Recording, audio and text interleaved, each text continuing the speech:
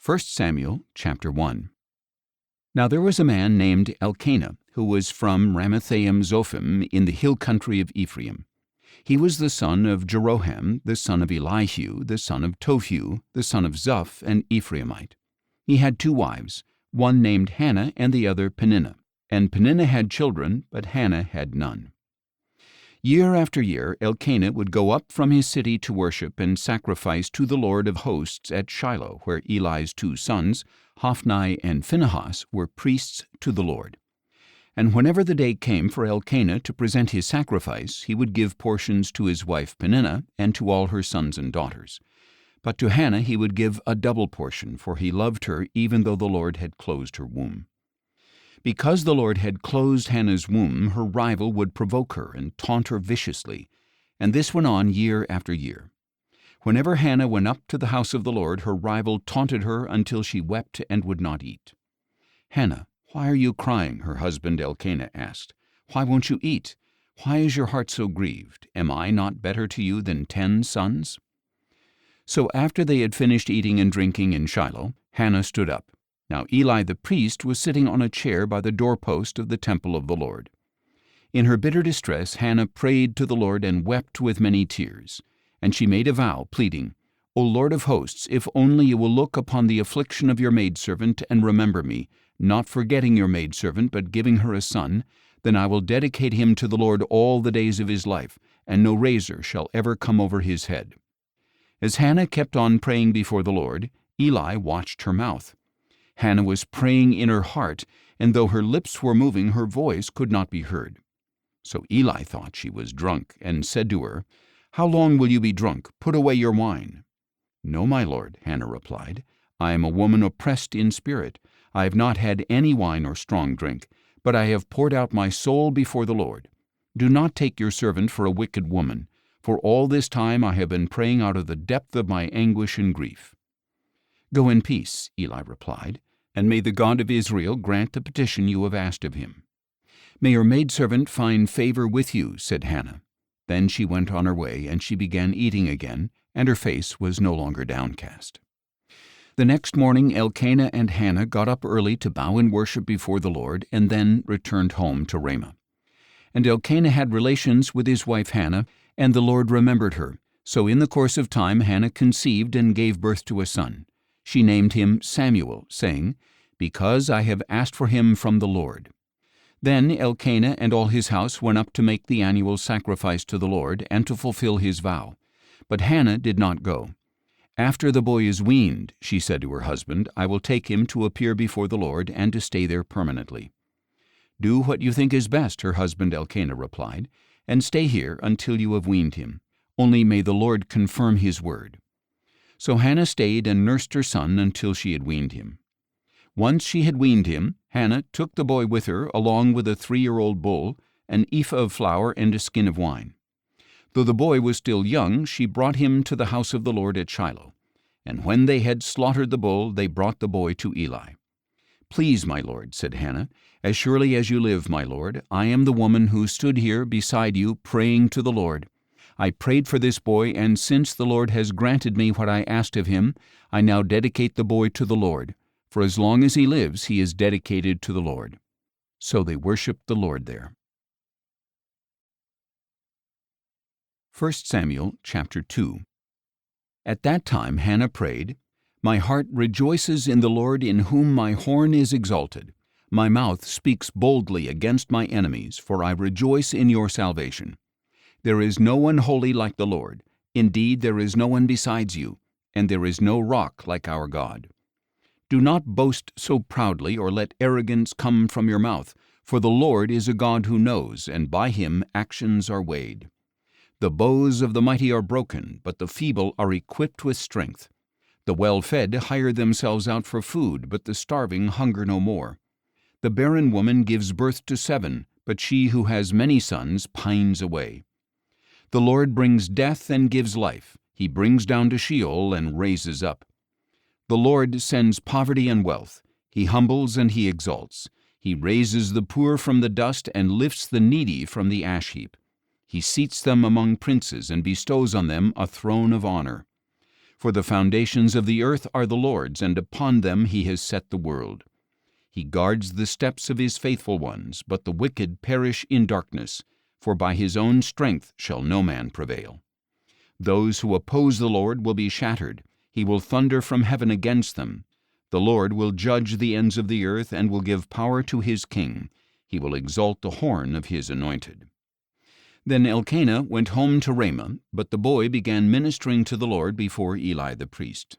Now the sons of Eli were wicked men. They had no regard for the Lord or for the custom of the priests with the people. When any man offered a sacrifice, the servant of the priest would come with a 3-pronged meat fork while the meat was boiling, and plunge it into the pan or kettle or cauldron or cooking pot, and the priest would claim for himself whatever the meat fork brought up.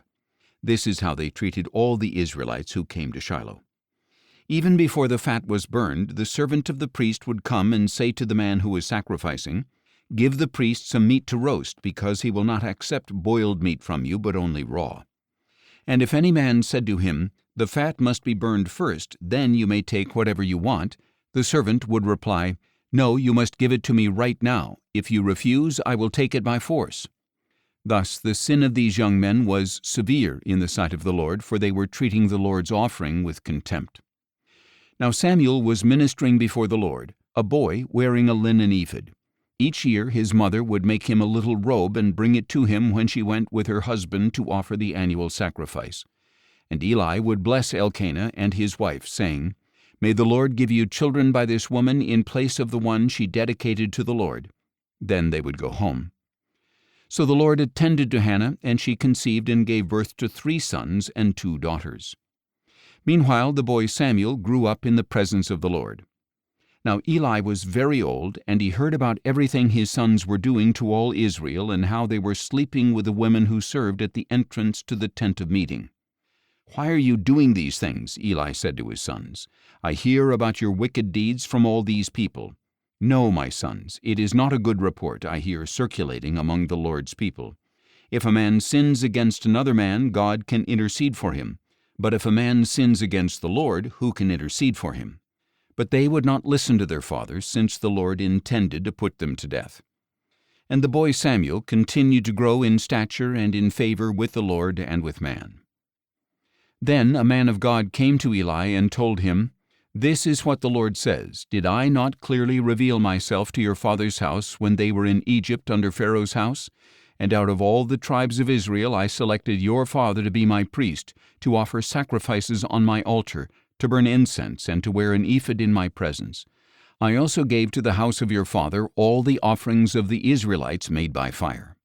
Why then do you kick at my sacrifice and offering that I have prescribed for my dwelling place? You have honored your sons more than me by fattening yourselves with the best of all the offerings of my people Israel. Therefore the Lord, the God of Israel, declares, I did indeed say that your house and the house of your father would walk before me forever. But now the Lord declares, Far be it from me, for I will honor those who honor me, but those who despise me will be disdained. Behold, the days are coming when I will cut off your strength and the strength of your father's house, so that no older man will be left in your house. You will see distress in my dwelling place. Despite all that is good in Israel, no one in your house will ever again reach old age. And every one of you that I do not cut off from my altar, your eyes will fail and your heart will grieve. All your descendants will die by the sword of men. And this sign shall come to you concerning your 2 sons, Hophni and Phinehas. They will both die on the same day. Then I will raise up for myself a faithful priest. He will do whatever is in my heart and mind, and I will build for him an enduring house, and he will walk before my anointed one for all time. And everyone left in your house will come and bow down to him for a piece of silver or a morsel of bread, pleading, Please appoint me to some priestly office so that I can eat a piece of bread. 1 Samuel chapter 3. And the boy Samuel ministered to the Lord before Eli. Now in those days the word of the Lord was rare, and visions were scarce. And at that time Eli, whose eyesight had grown so dim that he could not see, was lying in his room. Before the lamp of God had gone out, Samuel was lying down in the temple of the Lord, where the ark of God was located. Then the Lord called to Samuel, and he answered, "Here I am." He ran to Eli and said, "Here I am, for you have called me." "I did not call," Eli replied. "Go back and lie down." So he went and lay down. Once again the Lord called, "Samuel." So Samuel got up, went to Eli, and said, "Here I am, for you have called me." "My son, I did not call," Eli replied. "Go back and lie down." Now Samuel did not yet know the Lord, because the word of the Lord had not yet been revealed to him. Once again, for the third time, the Lord called to Samuel. He got up, went to Eli, and said, "Here I am, for you have called me." Then Eli realized that it was the Lord who was calling the boy. "Go and lie down," he said to Samuel, "and if he calls you, say, 'Speak, Lord, for your servant is listening.'" So Samuel went and lay down in his place. Then the Lord came and stood there, calling as before, "Samuel, Samuel." And Samuel answered, "Speak, for your servant is listening." Then the Lord said to Samuel, "I am about to do something in Israel at which the ears of all who hear it will tingle. On that day I will carry out against Eli everything I have spoken about his family from beginning to end. I told him that I would judge his house forever for the iniquity of which he knows, because his sons blasphemed God, and he did not restrain them.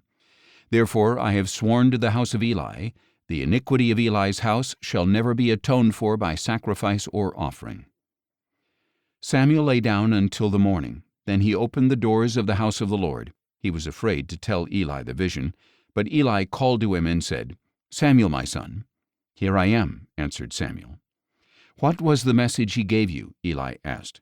"Do not hide it from me. May God punish you, and ever so severely, if you hide from me anything he said to you."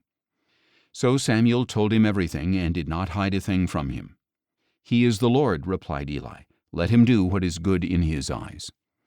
And Samuel grew, and the Lord was with him, and he let none of Samuel's words fall to the ground. So all Israel from Dan to Beersheba knew that Samuel was confirmed as a prophet of the Lord. And the Lord continued to appear at Shiloh, because there he revealed himself to Samuel by his word. 1 Samuel chapter 4. Thus the word of Samuel came to all Israel. Now the Israelites went out to meet the Philistines in battle and camped at Ebenezer, while the Philistines camped at Aphek.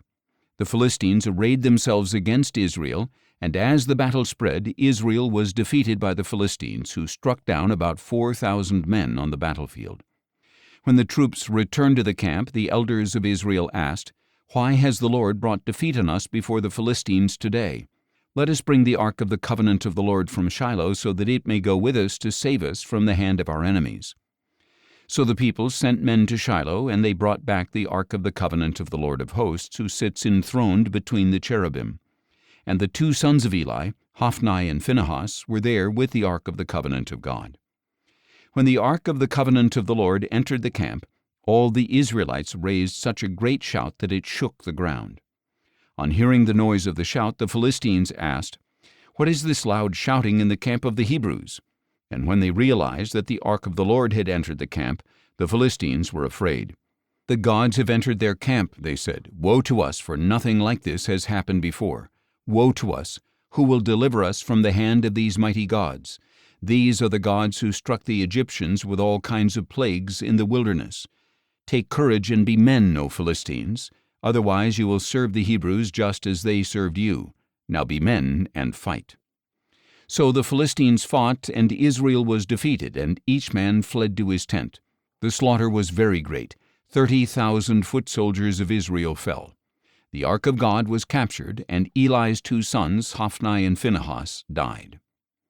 That same day a Benjamite ran from the battle line all the way to Shiloh with his clothes torn and dirt on his head. When he arrived, there was Eli sitting on his chair beside the road and watching, because his heart trembled for the ark of God. When the man entered the city to give a report, the whole city cried out. Eli heard the outcry and asked, "Why this commotion?" So the man hurried over and reported to Eli. Now Eli was 98 years old, and his gaze was fixed because he could not see. "I have just come from the battle," the man said to Eli. "I fled from there today." "What happened, my son?" Eli asked. The messenger answered, "Israel has fled before the Philistines, and there has been a great slaughter among the people. Your 2 sons, Hophni and Phinehas, are both dead, and the ark of God has been captured." As soon as the ark of God was mentioned, Eli fell backward from his chair by the city gate, and being old and heavy, he broke his neck and died. And Eli had judged Israel 40 years. Now Eli's daughter-in-law, the wife of Phinehas, was pregnant and about to give birth. When she heard the news of the capture of God's ark and the deaths of her father-in-law and her husband, she collapsed and gave birth, for her labor pains overtook her. As she was dying, the women attending to her said, "Do not be afraid, for you have given birth to a son." But she did not respond or pay any heed. And she named the boy Ichabod, saying, "The glory has departed from Israel, because the ark of God has been captured, and her father-in-law and her husband had been killed." "The glory has departed from Israel," she said, "for the ark of God has been captured." 1 Samuel chapter 5. After the Philistines had captured the ark of God, they took it from Ebenezer to Ashdod, carried it into the temple of Dagon, and set it beside his statue. When the people of Ashdod got up early the next morning, there was Dagon fallen on his face before the ark of the Lord. So they took Dagon and returned him to his place. But when they got up early the next morning, there was Dagon fallen on his face before the ark of the Lord, with his head and his hands broken off and lying on the threshold. Only the torso remained. That is why, to this day, the priests of Dagon and all who enter the temple of Dagon in Ashdod do not step on the threshold. Now the hand of the Lord was heavy on the people of Ashdod and its vicinity, ravaging them and afflicting them with tumors. And when the men of Ashdod saw what was happening, they said, "The ark of the God of Israel must not stay here with us, because his hand is heavy upon us and upon our god Dagon." So they called together all the rulers of the Philistines and asked, "What shall we do with the ark of the God of Israel?" "It must be moved to Gath," they replied. So they carried away the ark of the God of Israel. But after they had moved the ark to Gath, the Lord's hand was also against that city, throwing it into great confusion and afflicting the men of the city, both young and old, with an outbreak of tumors. So they sent the ark of God to Ekron. But as it arrived, the Ekronites cried out, "They have brought us the ark of the God of Israel in order to kill us and our people." Then the Ekronites assembled all the rulers of the Philistines and said, "Send away the ark of the God of Israel. It must return to its place, so that it will not kill us and our people." For a deadly confusion had pervaded the city. The hand of God was heavy upon it. Those who did not die were afflicted with tumors, and the outcry of the city went up to heaven. 1 Samuel chapter 6. When the ark of the Lord had been in the land of the Philistines 7 months, the Philistines summoned the priests and diviners, saying, "What shall we do with the ark of the Lord? Tell us how to send it back to its place." They replied, "If you return the ark of the God of Israel, do not send it away empty, but by all means return it to him with a guilt offering. Then you will be healed, and you will understand why his hand has not been lifted from you." "What guilt offering should we send back to him?" asked the Philistines. 5 gold tumors and 5 gold rats," they said, "according to the number of rulers of the Philistines, since the same plague has struck both you and your rulers. Make images of your tumors and of the rats that are ravaging the land. Give glory to the God of Israel, and perhaps he will lift his hand from you and your gods and your land. Why harden your hearts as the Egyptians and Pharaoh hardened theirs? When he afflicted them, did they not send the people on their way as they departed? Now therefore, prepare 1 new cart with 2 milk cows that have never been yoked. Hitch the cows to the cart, but take their calves away and pen them up. Take the ark of the Lord, set it on the cart, and in a chest beside it put the gold objects you are sending him as a guilt offering. Then send the ark on its way, but keep watching it. If it goes up the road to its homeland toward Beth-Shemesh, it is the Lord who has brought on us this great disaster. But if it does not, then we will know that it was not his hand that punished us, and that it happened by chance." So the men did as instructed. They took 2 milk cows, hitched them to the cart, and penned up their calves. Then they put the ark of the Lord on the cart, along with the chest containing the gold rats and the images of the tumors.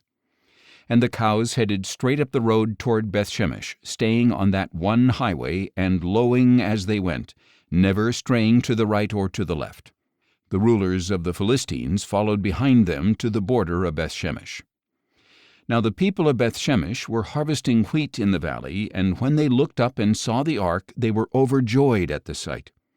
The cart came to the field of Joshua of Bethshemesh and stopped there near a large rock. The people chopped up the cart and offered the cows as a burnt offering to the Lord. And the Levites took down the ark of the Lord and the chest containing the gold objects, and they placed them on the large rock. That day the men of Bethshemesh offered burnt offerings and made sacrifices to the Lord. And when the 5 rulers of the Philistines saw this, they returned to Ekron that same day. As a guilt offering to the Lord, the Philistines had sent back 1 gold tumor for each city: Ashdod, Gaza, Ashkelon, Gath, and Ekron. The number of gold rats also corresponded to the number of Philistine cities belonging to the 5 rulers, the fortified cities and their outlying villages. And the large rock on which they placed the ark of the Lord stands to this day in the field of Joshua of Bethshemesh. But God struck down some of the people of Bethshemesh because they looked inside the ark of the Lord. He struck down 70 men, and the people mourned because the Lord had struck them with a great slaughter. The men of Bethshemesh asked, "Who can stand in the presence of the Lord, this holy God? To whom should the ark go up from here?" So they sent messengers to the people of Kiriath-Jearim, saying, "The Philistines have returned the ark of the Lord. Come down and take it up with you." 1 Samuel chapter 7. Then the men of Kiriath-Jearim came for the ark of the Lord and took it into Abinadab's house on the hill. And they consecrated his son Eleazar to guard the ark of the Lord. And from that day a long time passed, 20 years in all, as the ark remained at Kiriath-Jearim. And all the house of Israel mourned and sought after the Lord. Then Samuel said to all the house of Israel, "If you are returning to the Lord with all your hearts, then rid yourselves of the foreign gods and Ashtoreths among you. Prepare your hearts for the Lord, and serve him only, and he will deliver you from the hand of the Philistines." So the Israelites put away the Baals and Ashtoreths and served only the Lord.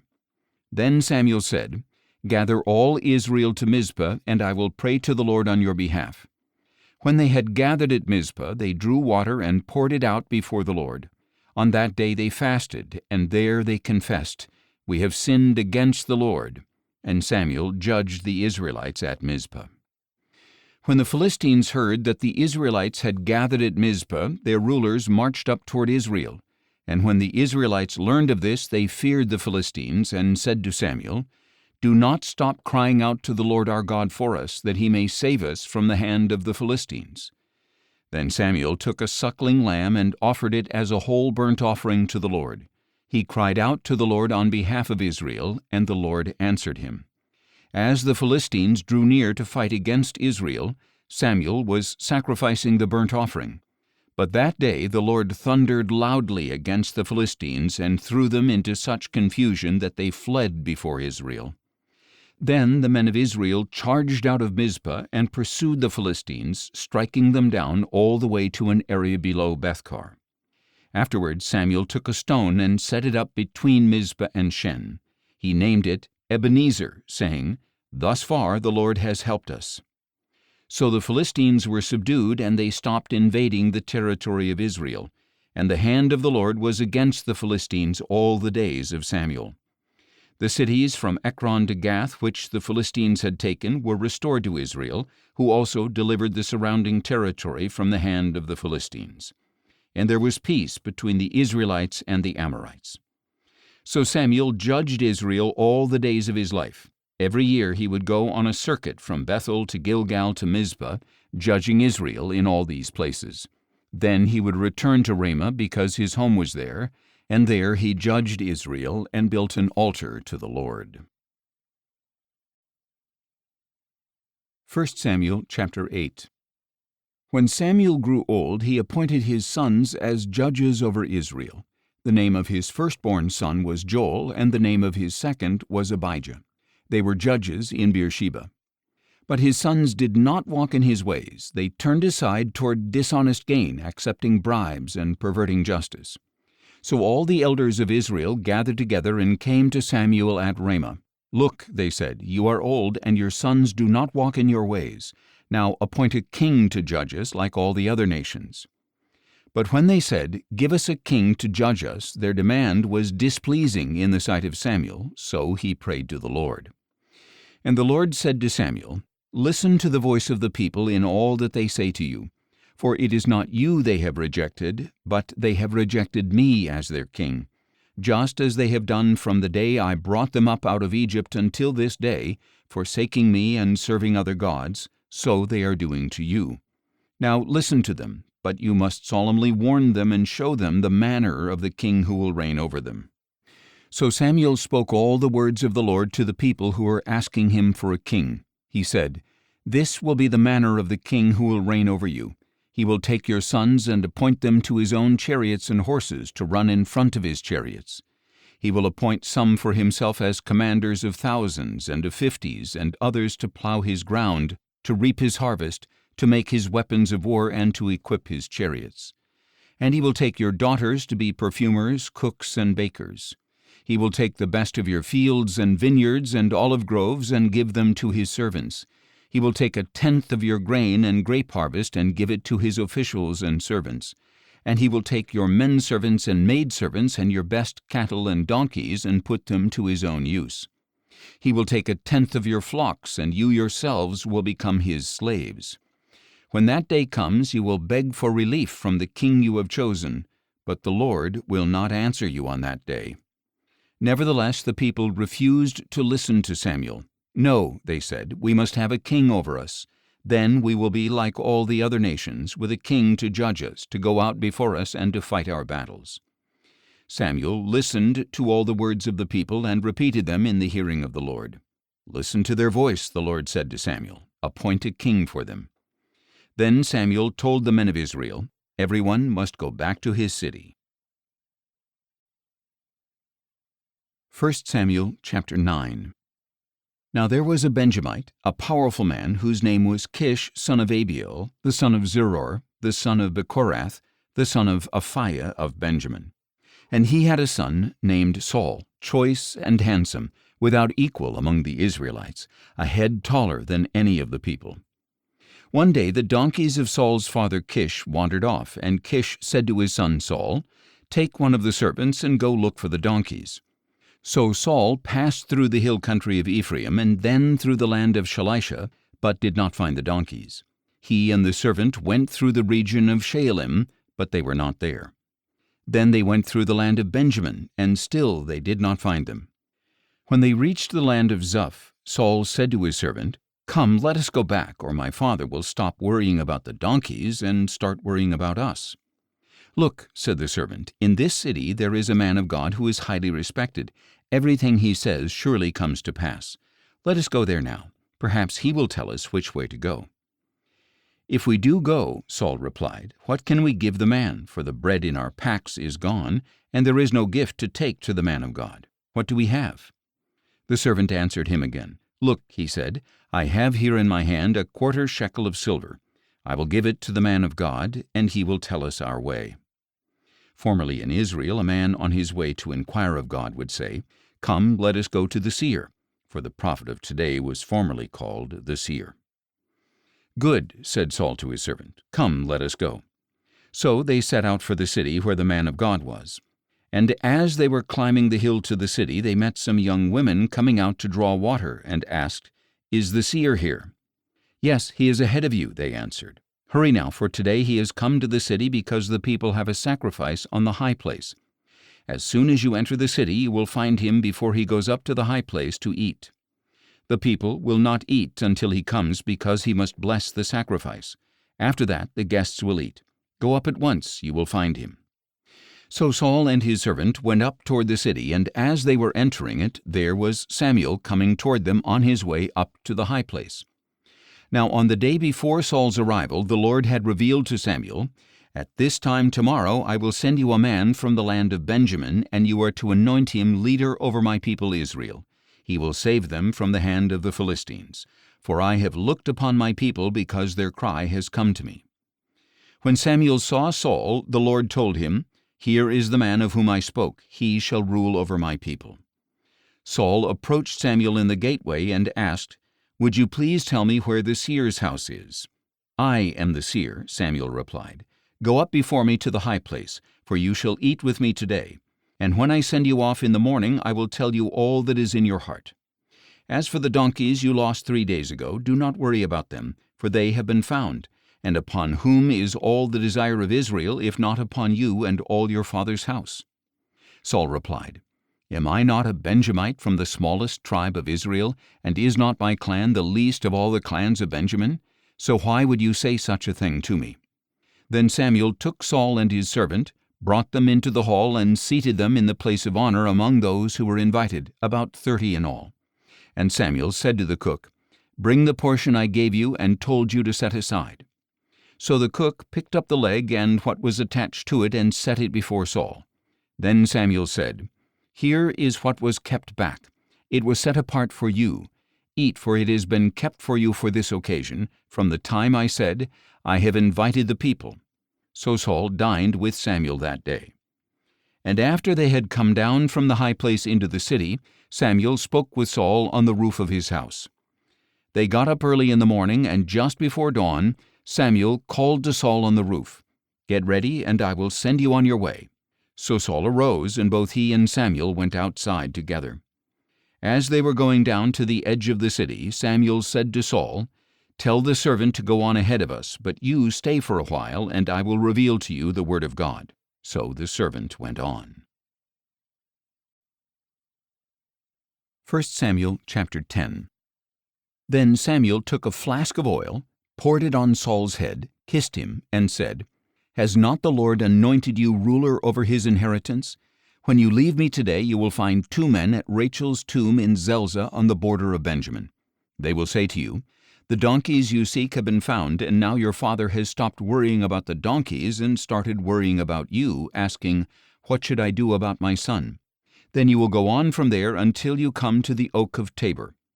3 men going up to God at Bethel will meet you there, one carrying 3 young goats, another carrying 3 loaves of bread, and another carrying a skin of wine. They will greet you and give you 2 loaves of bread, which you will accept from their hands. After that you will come to Gibeah of God, where the Philistines have an outpost. As you approach the city, you will meet a group of prophets coming down from the high place, preceded by harps, tambourines, flutes, and lyres, and they will be prophesying. Then the Spirit of the Lord will rush upon you, and you will prophesy with them, and you will be transformed into a different person. When these signs have come, do as the occasion demands, for God is with you. And you shall go before me to Gilgal, and surely I will come to you to offer burnt offerings and to sacrifice peace offerings. Wait 7 days until I come to you and show you what you are to do." As Saul turned to leave Samuel, God changed Saul's heart, and all the signs came to pass that day. When Saul and his servant arrived at Gibeah, a group of prophets met him. Then the Spirit of God rushed upon him, and he prophesied along with them. All those who had formerly known Saul and saw him prophesying with the prophets asked one another, "What has happened to the son of Kish? Is Saul also among the prophets?" Then a man who lived there replied, "And who is their father?" So the saying became a proverb, "Is Saul also among the prophets?" And when Saul had finished prophesying, he went up to the high place. Now Saul's uncle asked him and his servant, "Where did you go?" "To look for the donkeys," Saul replied. "When we saw they were not to be found, we went to Samuel." "Tell me," Saul's uncle asked, "what did Samuel say to you?" And Saul replied, "He assured us that the donkeys had been found." But Saul did not tell his uncle what Samuel had said about the kingship. After this, Samuel summoned the people to the Lord at Mizpah and said to the Israelites, "This is what the Lord, the God of Israel, says. I brought Israel up out of Egypt, and I rescued you from the hands of the Egyptians and of all the kingdoms that oppressed you. But today you have rejected your God, who saves you from all your troubles and afflictions, and you have said to him, 'No, set a king over us.' Now therefore present yourselves before the Lord by your tribes and clans." Thus Samuel had all the tribes of Israel come forward, and the tribe of Benjamin was selected. Then he had the tribe of Benjamin come forward by its clans, and the clan of Matri was selected. Finally Saul, son of Kish, was selected. But when they looked for him, they could not find him. So again they inquired of the Lord, "Has the man come here yet?" And the Lord replied, "Behold, he has hidden himself among the baggage." So they ran and brought Saul, and when he stood among the people, he was a head taller than any of the others. Samuel said to all the people, "Do you see the one the Lord has chosen? There is no one like him among all the people." And all the people shouted, "Long live the king!" Then Samuel explained to the people the rights of kingship. He wrote them on a scroll and laid it up before the Lord. And Samuel sent all the people away, each to his own home. Saul also went to his home in Gibeah, and the men of valor whose hearts God had touched went with him. But some worthless men said, "How can this man save us?" So they despised him and brought him no gifts. But Saul remained silent about it. 1 Samuel chapter 11. Soon Nahash the Ammonite came up and laid siege to Jabesh-Gilead. All the men of Jabesh said to him, "Make a treaty with us, and we will serve you." But Nahash the Ammonite replied, "I will make a treaty with you on one condition, that I may put out everyone's right eye and bring reproach upon all Israel." "Hold off for 7 days," replied the elders of Jabesh, "and let us send messengers throughout Israel. If there is no one to save us, we will surrender to you." When the messengers came to Gibeah of Saul and relayed these words in the hearing of the people, they all wept aloud. Just then Saul was returning from the field behind his oxen. "What troubles the people?" asked Saul. "Why are they weeping?" And they relayed to him the words of the men from Jabesh. When Saul heard their words, the Spirit of God rushed upon him, and he burned with great anger. He took a pair of oxen, cut them into pieces, and sent them by messengers throughout the land of Israel, proclaiming, "This is what will be done to the oxen of anyone who does not march behind Saul and Samuel." Then the terror of the Lord fell upon the people, and they turned out as one man. And when Saul numbered them at Bezek, there were 300,000 Israelites and 30,000 men of Judah. So they said to the messengers who had come, "Tell the men of Jabesh-Gilead, deliverance will be yours tomorrow by the time the sun is hot." And when the messengers relayed this to the men of Jabesh, they rejoiced. Then the men of Jabesh said to Nahash, "Tomorrow we will come out, and you can do with us whatever seems good to you."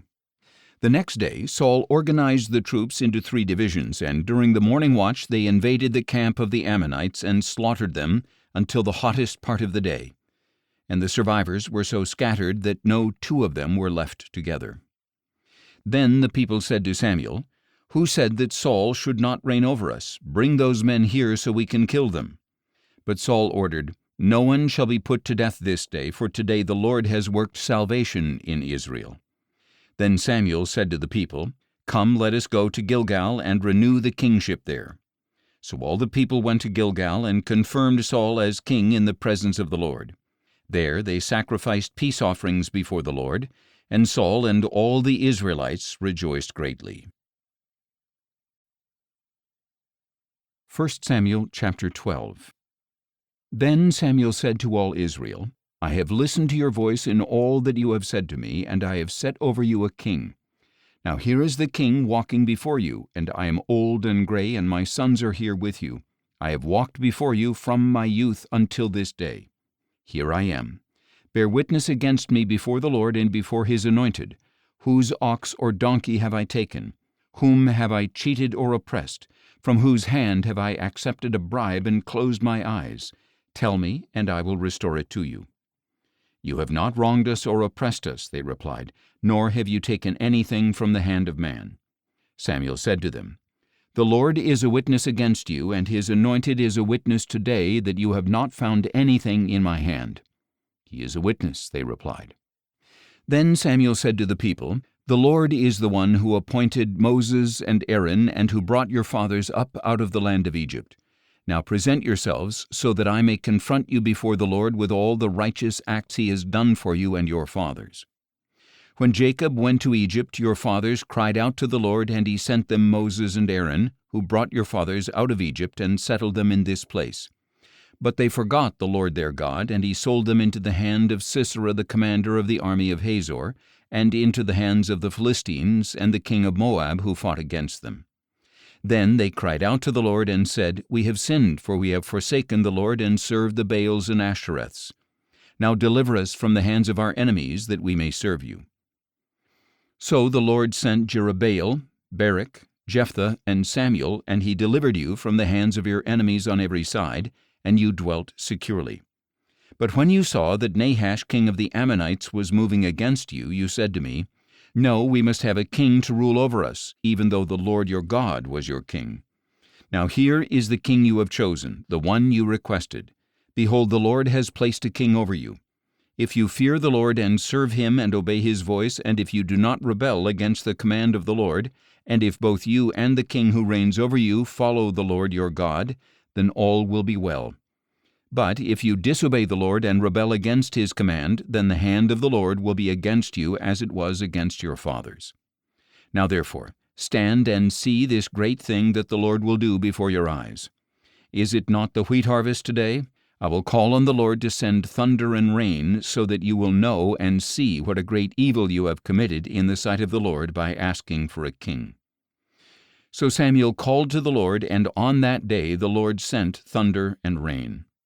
As a result, all the people greatly feared the Lord and Samuel. They pleaded with Samuel, "Pray to the Lord your God for your servants, so that we will not die, for we have added to all our sins the evil of asking for a king." "Do not be afraid," Samuel replied. "Even though you have committed all this evil, do not turn aside from following the Lord, but serve the Lord with all your heart. Do not turn aside after worthless things that cannot profit you or deliver you, for they are empty. Indeed, for the sake of his great name, the Lord will not abandon his people, because he was pleased to make you his own. As for me, far be it from me that I should sin against the Lord by ceasing to pray for you, and I will continue to teach you the good and right way. Above all, fear the Lord and serve him faithfully with all your heart. Consider what great things he has done for you. But if you persist in doing evil, both you and your king will be swept away." 1 Samuel chapter 13. Saul was 30 years old when he became king, and he reigned over Israel 42 years. He chose for himself 3,000 men of Israel. 2,000 were with Saul at Michmash and in the hill country of Bethel, and 1,000 were with Jonathan in Gibeah of Benjamin. And the rest of the troops he sent away, each to his own home. Then Jonathan attacked the Philistine outpost at Gibeah, and the Philistines heard about it. So Saul blew the ram's horn throughout the land, saying, "Let the Hebrews hear." And all Israel heard the news. Saul has attacked an outpost of the Philistines, and now Israel has become a stench to the Philistines. Then the people were summoned to join Saul at Gilgal. Now the Philistines assembled to fight against Israel with 3,000 chariots, 6,000 horsemen, and troops as numerous as the sand on the seashore. They went up and camped at Michmash, east of Bethaven. Seeing that they were in danger because their troops were hard pressed, the men of Israel hid in caves and thickets among the rocks and in cellars and cisterns. Some Hebrews even crossed the Jordan into the land of Gad and Gilead. Saul, however, remained at Gilgal, and all his troops were quaking in fear. And Saul waited 7 days for the time appointed by Samuel, but Samuel did not come to Gilgal, and the troops began to desert Saul. So he said, "Bring me the burnt offering and the peace offerings," and he offered up the burnt offering. Just as he finished offering the burnt offering, Samuel arrived, and Saul went out to greet him. "What have you done?" Samuel asked. And Saul replied, "When I saw that the troops were deserting me, and that you did not come at the appointed time, and the Philistines were gathering at Michmash, I thought, now the Philistines will descend upon me at Gilgal, and I have not sought the favor of the Lord. So I felt compelled to offer the burnt offering." "You have acted foolishly," Samuel declared. "You have not kept the command that the Lord your God gave you. If you had, the Lord would have established your kingdom over Israel for all time. But now your kingdom will not endure. The Lord has sought a man after his own heart and appointed him ruler over his people, because you have not kept the command of the Lord." Then Samuel set out from Gilgal and went up to Gibeah in Benjamin. And Saul numbered the troops who were with him, about 600 men. Now Saul and Jonathan his son and the troops with them were staying in Gibeah of Benjamin, while the Philistines camped at Michmash. And raiders went out of the Philistine camp in 3 divisions. One headed toward Ophrah in the land of Shul, another toward Beth-horon, and the third down the border road overlooking the valley of Zeboim, facing the wilderness. And no blacksmith could be found in all the land of Israel, because the Philistines had said, "The Hebrews must not be allowed to make swords or spears." Instead, all the Israelites would go down to the Philistines to sharpen their plowshares, mattocks, axes, and sickles. The charge was a pim for sharpening a plowshare or mattock, a third of a shekel for sharpening a pitchfork or an axe, and a third of a shekel for repointing an ox goad. So on the day of battle not a sword or spear could be found in the hands of the troops with Saul and Jonathan. Only Saul and his son Jonathan had weapons. And a garrison of the Philistines had gone out to the pass at Michmash. 1 Samuel chapter 14. One day Jonathan, son of Saul, said to the young man bearing his armor, "Come, let us cross over to the Philistine outpost on the other side." But Jonathan did not tell his father. Meanwhile Saul was staying under the pomegranate tree in Migron on the outskirts of Gibeah. And the troops who were with him numbered about 600 men, including Ahijah, who was wearing an ephod. He was the son of Ichabod's brother Ahitub, son of Phinehas, the son of Eli the priest of the Lord in Shiloh. But the troops did not know that Jonathan had left. Now there were cliffs on both sides of the pass that Jonathan intended to cross to reach the Philistine outpost. One was named Bozez, and the other Sina. One cliff stood to the north toward Michmash, and the other to the south toward Geba. Jonathan said to the young man bearing his armor, "Come, let us cross over to the outpost of these uncircumcised men. Perhaps the Lord will work on our behalf. Nothing can hinder the Lord from saving, whether by many or by few." His armor-bearer replied, "Do all that is in your heart. Go ahead. I am with you, heart and soul." "Very well," said Jonathan. "We will cross over toward these men and show ourselves to them. If they say, 'Wait until we come to you,' then we will stay where we are and will not go up to them. But if they say, 'Come on up,' then we will go up, because this will be our sign that the Lord has delivered them into our hands." So the two of them showed themselves to the outpost of the Philistines, who exclaimed, "Look, the Hebrews are coming out of the holes in which they were hiding." So the men of the outpost called out to Jonathan and his armor-bearer, "Come on up, and we will teach you a lesson." "Follow me," Jonathan told his armor-bearer, "for the Lord has delivered them into the hand of Israel." So Jonathan climbed up on his hands and feet with his armor-bearer behind him, and the Philistines fell before Jonathan, and his armor-bearer followed and finished them off. In that first assault, Jonathan and his armor-bearer struck down about 20 men over half an acre of land. Then terror struck the Philistines in the camp, in the field, and among all the people. Even those in the outposts and raiding parties trembled. Indeed, the earth quaked, and panic spread from God. Now when Saul's watchmen at Gibeah in Benjamin looked and saw the troops melting away and scattering in every direction, Saul said to the troops who were with him, "Call the roll and see who has left us." And when they had called the roll, they saw that Jonathan and his armor-bearer were not there. Then Saul said to Ahijah, "Bring the ark of God," for at that time it was with the Israelites. While Saul was talking to the priest, the commotion in the Philistine camp continued to increase. So Saul said to the priest, "Withdraw your hand." Then Saul and all his troops assembled and marched to the battle, and they found the Philistines in total confusion, with each man wielding the sword against his neighbor. And the Hebrews who had previously gone up into the surrounding camps of the Philistines now went over to the Israelites who were with Saul and Jonathan. When all the Israelites who had been hiding in the hill country of Ephraim heard that the Philistines were fleeing, they also joined Saul and Jonathan in the battle. So the Lord saved Israel that day, and the battle moved on beyond Beth-aven. Now the men of Israel were in distress that day, for Saul had placed the troops under an oath, saying, "Cursed is the man who eats any food before evening, before I have taken vengeance on my enemies." So none of the troops tasted any food.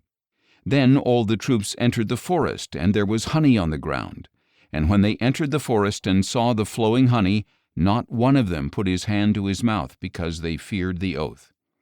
Jonathan, however, had not heard that his father had charged the people with the oath.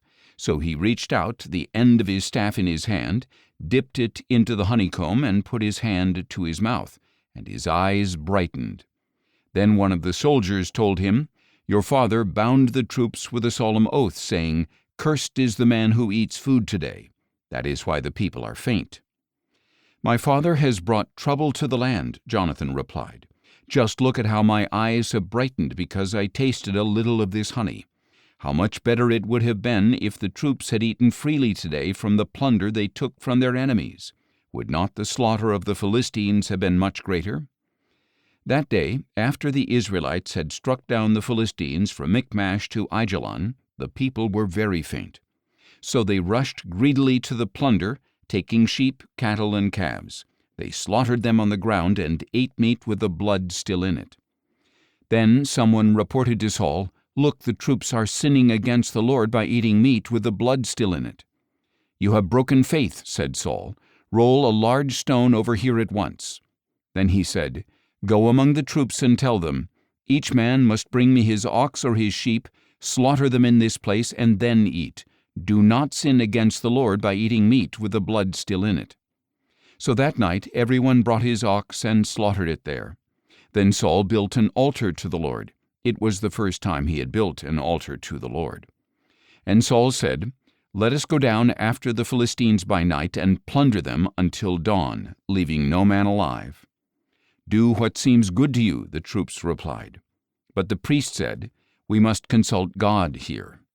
So Saul inquired of God, "Shall I go down after the Philistines? Will you give them into the hand of Israel?" But God did not answer him that day. Therefore Saul said, "Come here, all you leaders of the troops, and let us investigate how this sin has occurred today. As surely as the Lord who saves Israel lives, even if it is my son Jonathan, he must die." But not one of the troops said a word. Then Saul said to all Israel, "You stand on one side, and I and my son Jonathan will stand on the other side." "Do what seems good to you," the troops replied. So Saul said to the Lord, the God of Israel, "Why have you not answered your servant this day? If the fault is with me or my son Jonathan, respond with Urim. But if the fault is with the men of Israel, respond with Thummim." And Jonathan and Saul were selected, but the people were cleared of the charge. Then Saul said, "Cast the lot between me and my son Jonathan." And Jonathan was selected. "Tell me what you have done," Saul commanded him. So Jonathan told him, "I only tasted a little honey with the end of the staff that was in my hand, and now I must die?" And Saul declared, "May God punish me and ever so severely if you, Jonathan, do not surely die." But the people said to Saul, "Must Jonathan die, he who accomplished such a great deliverance for Israel? Never! As surely as the Lord lives, not a hair of his head will fall to the ground, for with God's help he has accomplished this today." So the people rescued Jonathan, and he did not die. Then Saul gave up his pursuit of the Philistines, and the Philistines returned to their own land. After Saul had assumed the kingship over Israel, he fought against all his enemies on every side: the Moabites, the Ammonites, the Edomites, the kings of Zobah, and the Philistines. Wherever he turned, he routed them. He fought valiantly and defeated the Amalekites, delivering Israel from the hands of its plunderers. Now the sons of Saul were Jonathan, Ishvi, and Malchishua. His two daughters were named Merab, his firstborn, and Michal, his younger daughter. His wife's name was Ahinoam, daughter of Ahimaaz. The name of the commander of his army was Abner, the son of Saul's uncle Ner. Saul's father Kish and Abner's father Ner were sons of Abiel. And the war with the Philistines was fierce for all the days of Saul, so whenever he noticed any strong or brave man, Saul would enlist him. 1 Samuel chapter 15.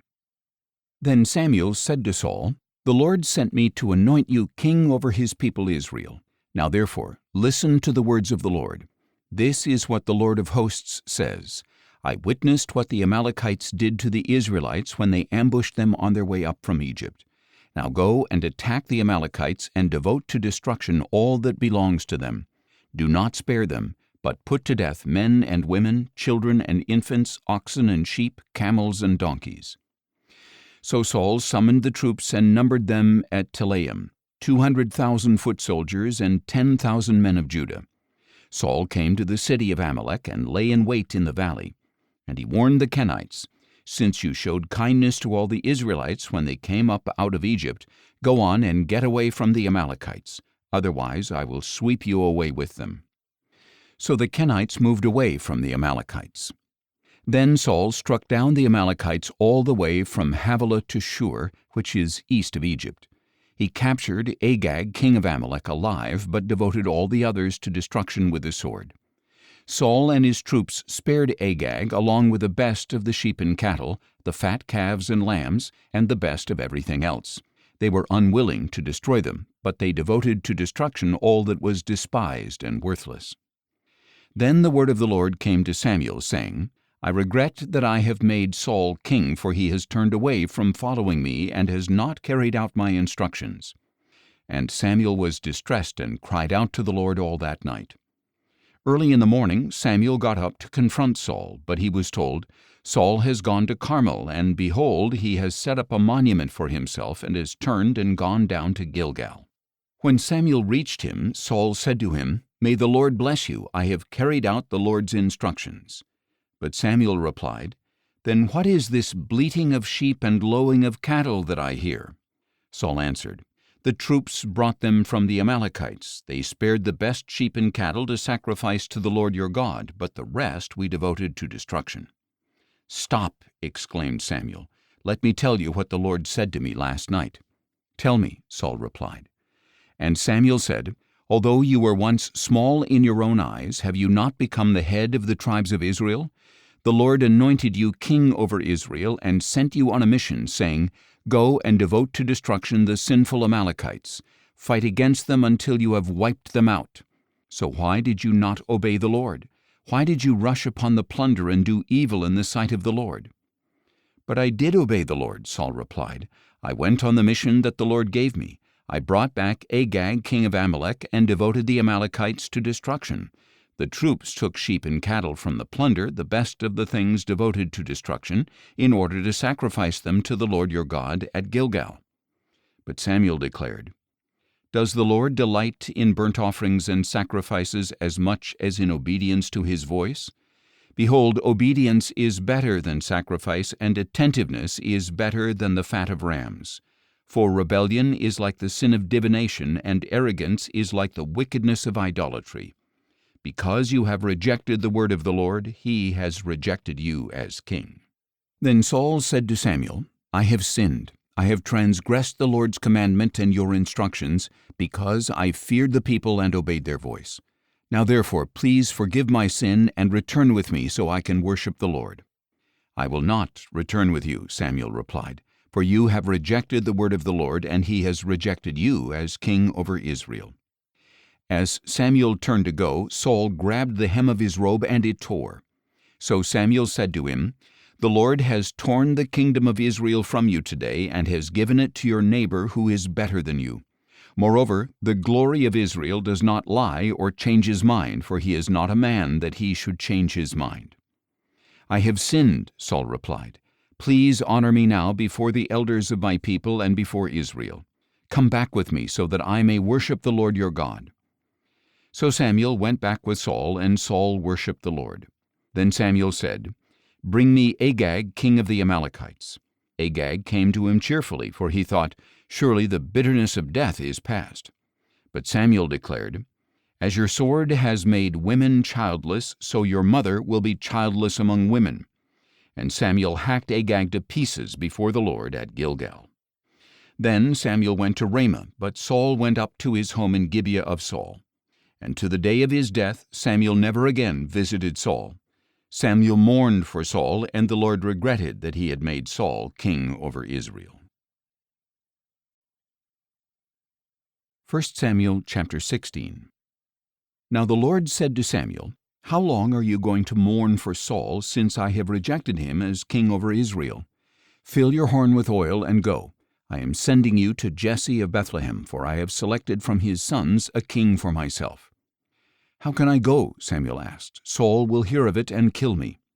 The Lord answered, "Take a heifer with you and say, 'I have come to sacrifice to the Lord.' Then invite Jesse to the sacrifice, and I will show you what you are to do.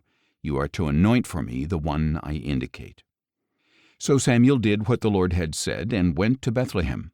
When the elders of the town met him, they trembled and asked, "Do you come in peace?" "In peace," he replied. "I have come to sacrifice to the Lord. Consecrate yourselves and come with me to the sacrifice." Then he consecrated Jesse and his sons and invited them to the sacrifice. When they arrived, Samuel saw Eliab and said, "Surely here before the Lord is his anointed." But the Lord said to Samuel, "Do not consider his appearance or height, for I have rejected him. The Lord does not see as man does, for man sees the outward appearance, but the Lord sees the heart." Then Jesse called Abinadab and presented him to Samuel, who said, "The Lord has not chosen this one either." Next Jesse presented Shammah, but Samuel said, "The Lord has not chosen this one either." Thus Jesse made 7 of his sons pass before Samuel, but Samuel told him, "The Lord has not chosen any of these." And Samuel asked him, "Are these all the sons you have?" "There is still the youngest," Jesse replied, "but he is tending the sheep."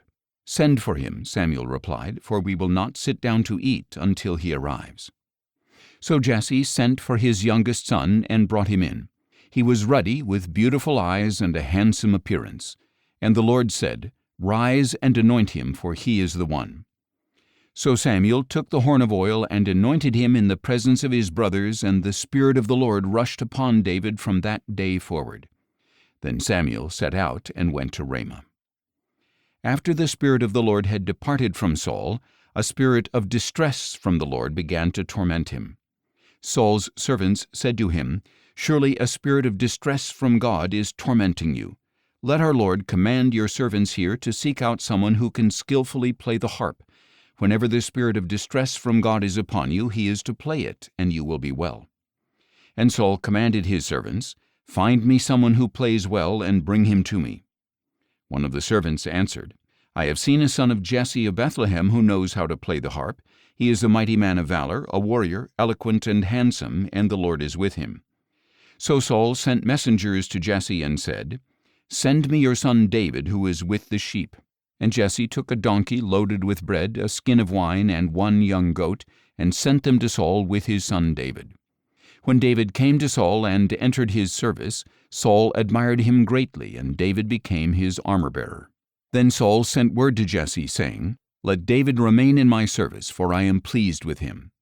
And whenever the Spirit from God came upon Saul, David would pick up his harp and play, and Saul would become well, and the spirit of distress would depart from him. 1 Samuel chapter 17. Now the Philistines gathered their forces for war at Socoh in Judah, and they camped between Socoh and Azekah in Ephes-dammim. Saul and the men of Israel assembled and camped in the valley of Elah, arraying themselves for battle against the Philistines. The Philistines stood on one hill, and the Israelites stood on another, with the valley between them. Then a champion named Goliath, who was from Gath, came out from the Philistine camp. He was 6 cubits and a span in height, and he had a bronze helmet on his head. He wore a bronze coat of mail weighing 5,000 shekels, and he had armor of bronze on his legs, and a javelin of bronze slung between his shoulders.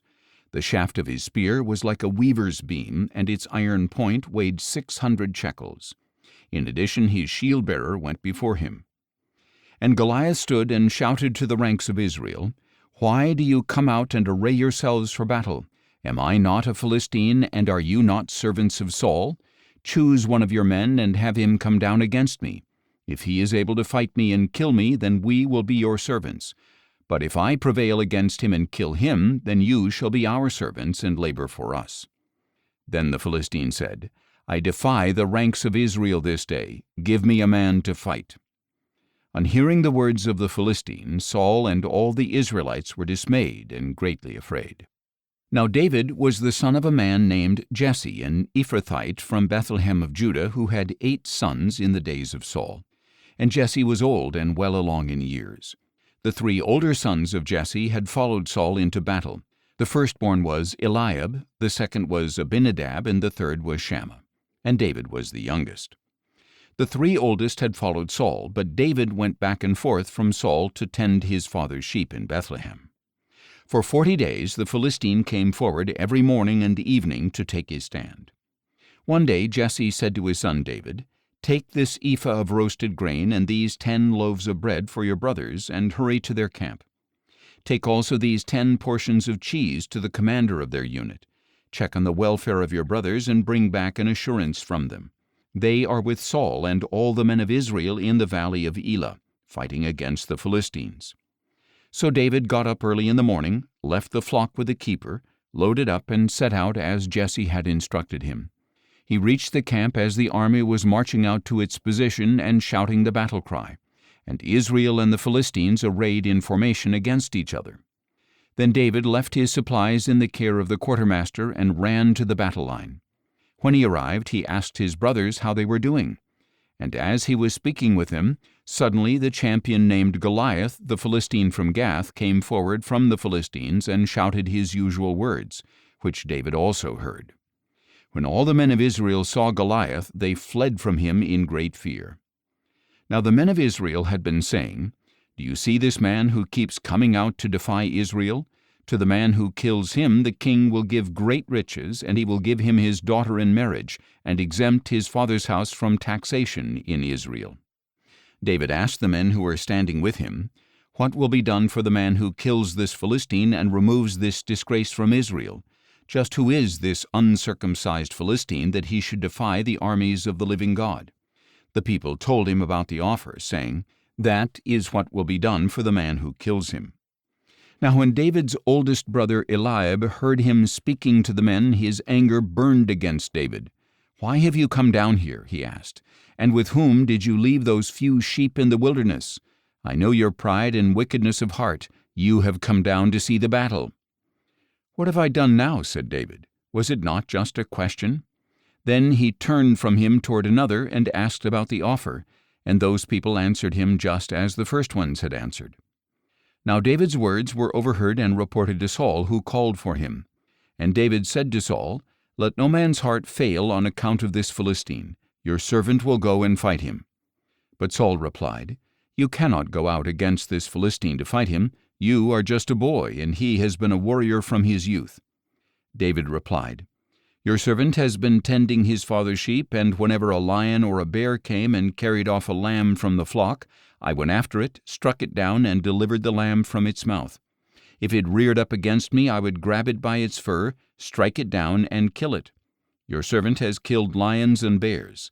This uncircumcised Philistine will be like one of them, for he has defied the armies of the living God."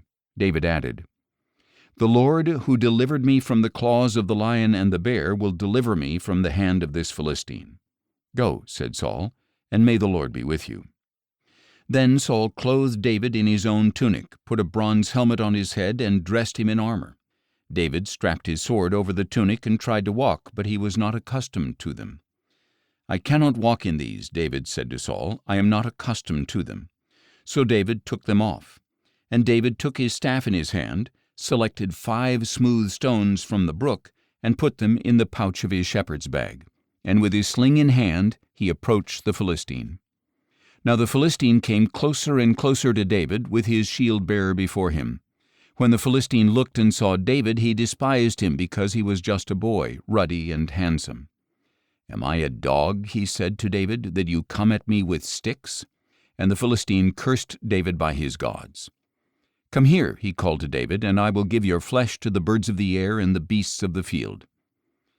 But David said to the Philistine, "You come against me with sword and spear and javelin, but I come against you in the name of the Lord of hosts, the God of the armies of Israel, whom you have defied. This day the Lord will deliver you into my hand. This day I will strike you down, cut off your head, and give the carcasses of the Philistines to the birds of the air and the creatures of the earth. Then the whole world will know that there is a God in Israel, and all those assembled here will know that it is not by sword or spear that the Lord saves. For the battle is the Lord's, and he will give all of you into our hands." As the Philistine started forward to attack him, David ran quickly toward the battle line to meet him. Then David reached into his bag, took out a stone, and slung it, striking the Philistine on the forehead. The stone sank into his forehead, and he fell face down on the ground. Thus David prevailed over the Philistine with a sling and a stone. Without a sword in his hand, he struck down the Philistine and killed him. David ran and stood over him. He grabbed the Philistine's sword and pulled it from its sheath and killed him, and he cut off his head with a sword.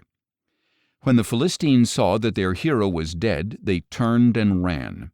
Then the men of Israel and Judah charged forward with a shout and pursued the Philistines to the entrance of Gath and to the gates of Ekron. And the bodies of the Philistines were strewn along the Shaharaim road to Gath and Ekron. When the Israelites returned from their pursuit of the Philistines, they plundered their camps. David took the head of the Philistine and brought it to Jerusalem, and he put Goliath's weapons in his own tent. As Saul had watched David going out to confront the Philistine, he said to Abner, the commander of the army, "Abner, whose son is this young man?" "As surely as you live, O king," Abner replied, "I do not know." "Find out whose son this young man is," said the king. So when David returned from killing the Philistine, still holding his head in his hand, Abner took him and brought him before Saul. "Whose son are you, young man?" asked Saul. "I am the son of your servant Jesse of Bethlehem," David replied. 1 Samuel chapter 18. After David had finished speaking with Saul, the souls of Jonathan and David were knit together, and Jonathan loved him as himself. And from that day Saul kept David with him, and did not let him return to his father's house. Then Jonathan made a covenant with David because he loved him as himself. And Jonathan removed the robe he was wearing and gave it to David, along with his tunic, his sword, his bow, and his belt. So David marched out and prospered in everything Saul sent him to do, and Saul set him over the men of war, and this was pleasing in the sight of all the people and of Saul's officers as well. As the troops were returning home after David had killed the Philistine, the women came out of all the cities of Israel to meet King Saul with singing and dancing, with joyful songs, and with tambourines and other instruments. And as the women danced, they sang out, "Saul has slain his thousands, and David his tens of thousands." And Saul was furious and resented this song. "They have ascribed tens of thousands to David," he said, "but only thousands to me. What more can he have but the kingdom?" And from that day forward Saul kept a jealous eye on David. The next day a spirit of distress sent from God came upon Saul, and he prophesied inside the house while David played the harp as usual. Now Saul was holding a spear, and he hurled it, thinking, "I will pin David to the wall." But David eluded him twice. So Saul was afraid of David, because the Lord was with David, but had departed from Saul. Therefore Saul sent David away and gave him command of 1,000 men. David led the troops out to battle and back, and he continued to prosper in all his ways, because the Lord was with him. When Saul saw that David was very successful, he was afraid of him. But all Israel and Judah loved David because he was leading them out to battle and back. Then Saul said to David, "Here is my older daughter Merab. I will give her to you in marriage. Only be valiant for me and fight the Lord's battles." But Saul was thinking, "I need not raise my hand against him. Let the hand of the Philistines be against him." And David said to Saul, "Who am I, and what is my family or my father's clan in Israel, that I should become the son-in-law of the king?" So when it was time to give Saul's daughter Merab to David, she was given in marriage to Adriel of Meholah. Now Saul's daughter Michal loved David, and when this was reported to Saul, it pleased him. "I will give her to David," Saul thought, "so that she may be a snare to him, and the hand of the Philistines may be against him." So Saul said to David, "For a second time now you can be my son-in-law." Then Saul ordered his servants, "Speak to David privately and tell him, 'Behold, the king is pleased with you, and all his servants love you. Now therefore become his son-in-law.'" But when Saul's servants relayed these words to David, he replied, "Does it seem trivial in your sight to be the son-in-law of the king? I am a poor man and lightly esteemed." And the servants told Saul what David had said. Saul replied, "Say to David, 'The king desires no other dowry but 100 Philistine foreskins as revenge on his enemies.'" But Saul intended to cause David's death at the hands of the Philistines. When the servants reported these terms to David, he was pleased to become the king's son-in-law. Before the wedding day arrived, David and his men went out and killed 200 Philistines. He brought their foreskins and presented them as payment in full to become the king's son-in-law. Then Saul gave his daughter Michal to David in marriage. When Saul realized that the Lord was with David and that his daughter Michal loved David, he grew even more afraid of David. So from then on, Saul was David's enemy. Every time the Philistine commanders came out for battle, David was more successful than all of Saul's officers, so that his name was highly esteemed. 1 Samuel chapter 19. Then Saul ordered his son Jonathan and all his servants to kill David. But Jonathan delighted greatly in David, so he warned David, saying, My father Saul intends to kill you. Be on your guard in the morning. Find a secret place and hide there. I will go out and stand beside my father in the field where you are, so I can ask about you. And if I find out anything, I will tell you. Then Jonathan spoke well of David to his father Saul, and said to him, The king should not sin against his servant David. He has not sinned against you. In fact, his actions have been highly beneficial to you. He took his life in his hands when he struck down the Philistine, and the Lord worked a great salvation for all Israel. You saw it and rejoiced. So why would you sin against innocent blood by killing David for no reason? Saul listened to the voice of Jonathan and swore an oath. As surely as the Lord lives, David will not be put to death. So Jonathan summoned David and told him all these things. Then Jonathan brought David to Saul to serve him as he had before. When war broke out again, David went out and fought the Philistines and struck them with such a mighty blow that they fled before him. But as Saul was sitting in his house with his spear in his hand, a spirit of distress from the Lord came upon him. While David was playing the harp, Saul tried to pin him to the wall with his spear. But the spear struck the wall, and David eluded him, ran away, and escaped that night. Then Saul sent messengers to David's house to watch him and kill him in the morning. But David's wife Michal warned him, If you do not run for your life tonight, tomorrow you will be dead.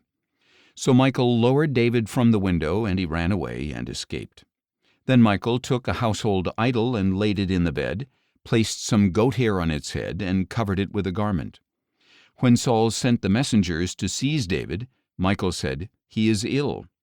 But Saul sent the messengers back to see David and told them, Bring him up to me in his bed so I can kill him.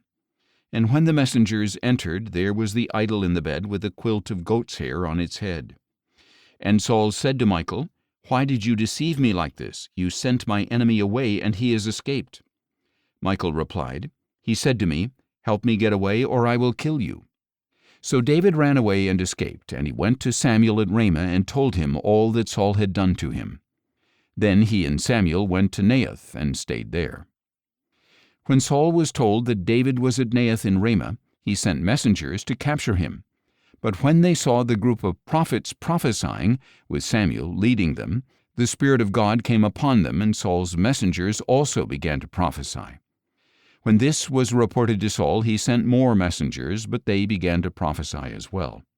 So Saul tried again and sent messengers a third time, and even they began to prophesy. Finally, Saul himself left for Ramah and came to the large cistern at Secu, where he asked, Where are Samuel and David? At Naioth in Ramah, he was told. So Saul went to Naioth in Ramah. But the Spirit of God came upon even Saul, and he walked along prophesying until he came to Naioth in Ramah. Then Saul stripped off his robes and also prophesied before Samuel, and he collapsed and lay naked all that day and night. That is why it is said, Is Saul also among the prophets? 1 Samuel chapter 20. Then David fled from Naioth in Ramah. He came to Jonathan and asked, What have I done? What is my iniquity? How have I sinned against your father that he wants to take my life? Far from it, Jonathan replied. You will not die. Indeed, my father does nothing great or small without telling me. So why would he hide this matter from me? This cannot be true. But David again vowed, Your father knows very well that I have found favor in your eyes. And he has said, Jonathan must not know of this, or he will be grieved. As surely as the Lord lives, and as you yourself live, there is but a step between me and death. Then Jonathan said to David, Whatever you desire, I will do for you. So David told him, Look, tomorrow is the new moon, and I am supposed to dine with a king. Instead, let me go and hide in the field until the third evening from now. If your father misses me at all, tell him, David urgently requested my permission to hurry to Bethlehem, his hometown, because there is an annual sacrifice for his whole clan. If he says, good, then your servant is safe. But if he is enraged, you will know he has evil intentions. Therefore deal faithfully with your servant, for you have brought me into a covenant with you before the Lord. If there is iniquity in me, then kill me yourself. Why should you bring me to your father? Never, Jonathan replied. If I ever found out that my father had evil intentions against you, would I not tell you? Then David asked Jonathan, Who will tell me if your father answers you harshly? Come, he replied, let us go out to the field. So the two of them went out into the field, and Jonathan said, By the Lord, the God of Israel, I will sound out my father by this time tomorrow or the next day. If he is favorable toward you, will I not send for you and tell you?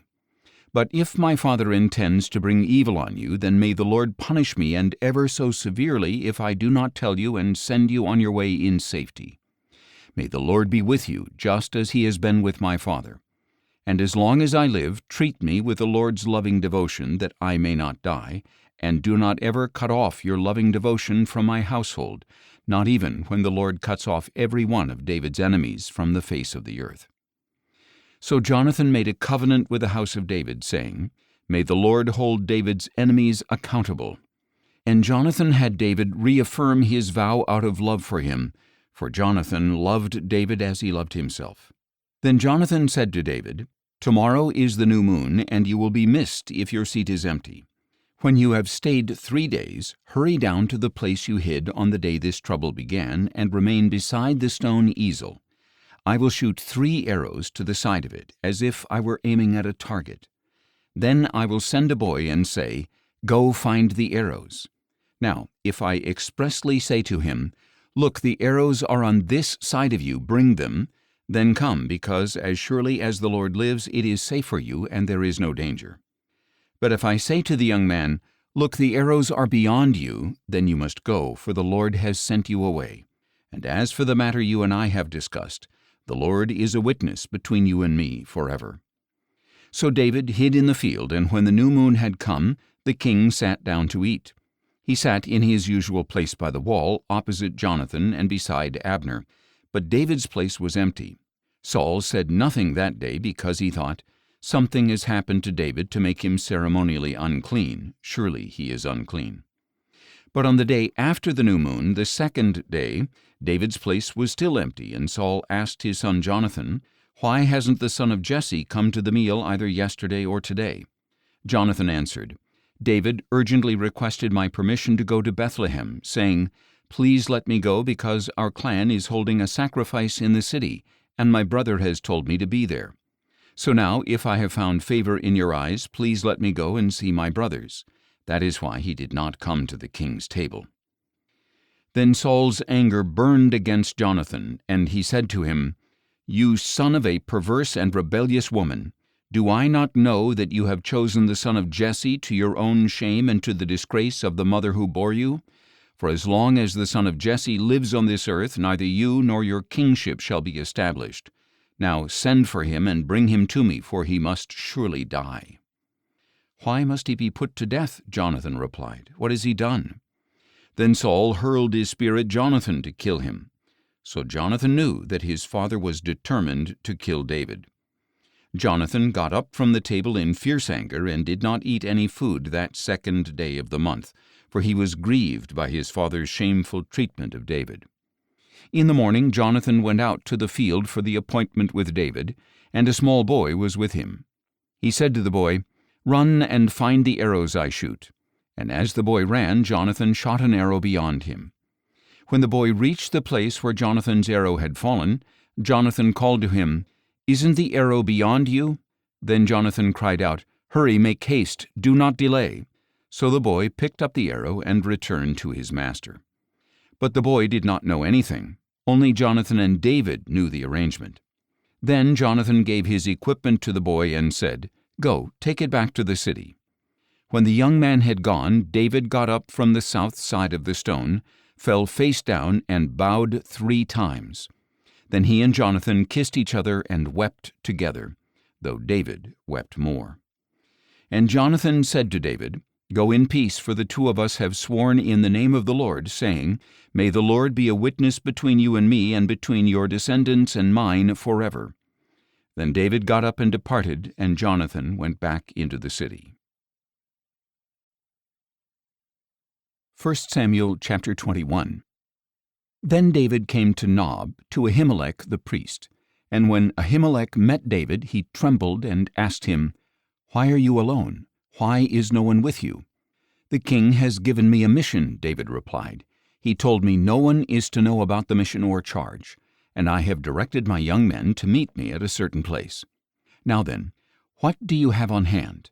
Give me 5 loaves of bread, or whatever can be found." "There is no common bread on hand," the priest replied, "but there is some consecrated bread, provided that the young men have kept themselves from women." David answered, "Women have indeed been kept from us, as is usual when I set out, and the equipment of the young men is holy, as it is even on common missions, and all the more at this time."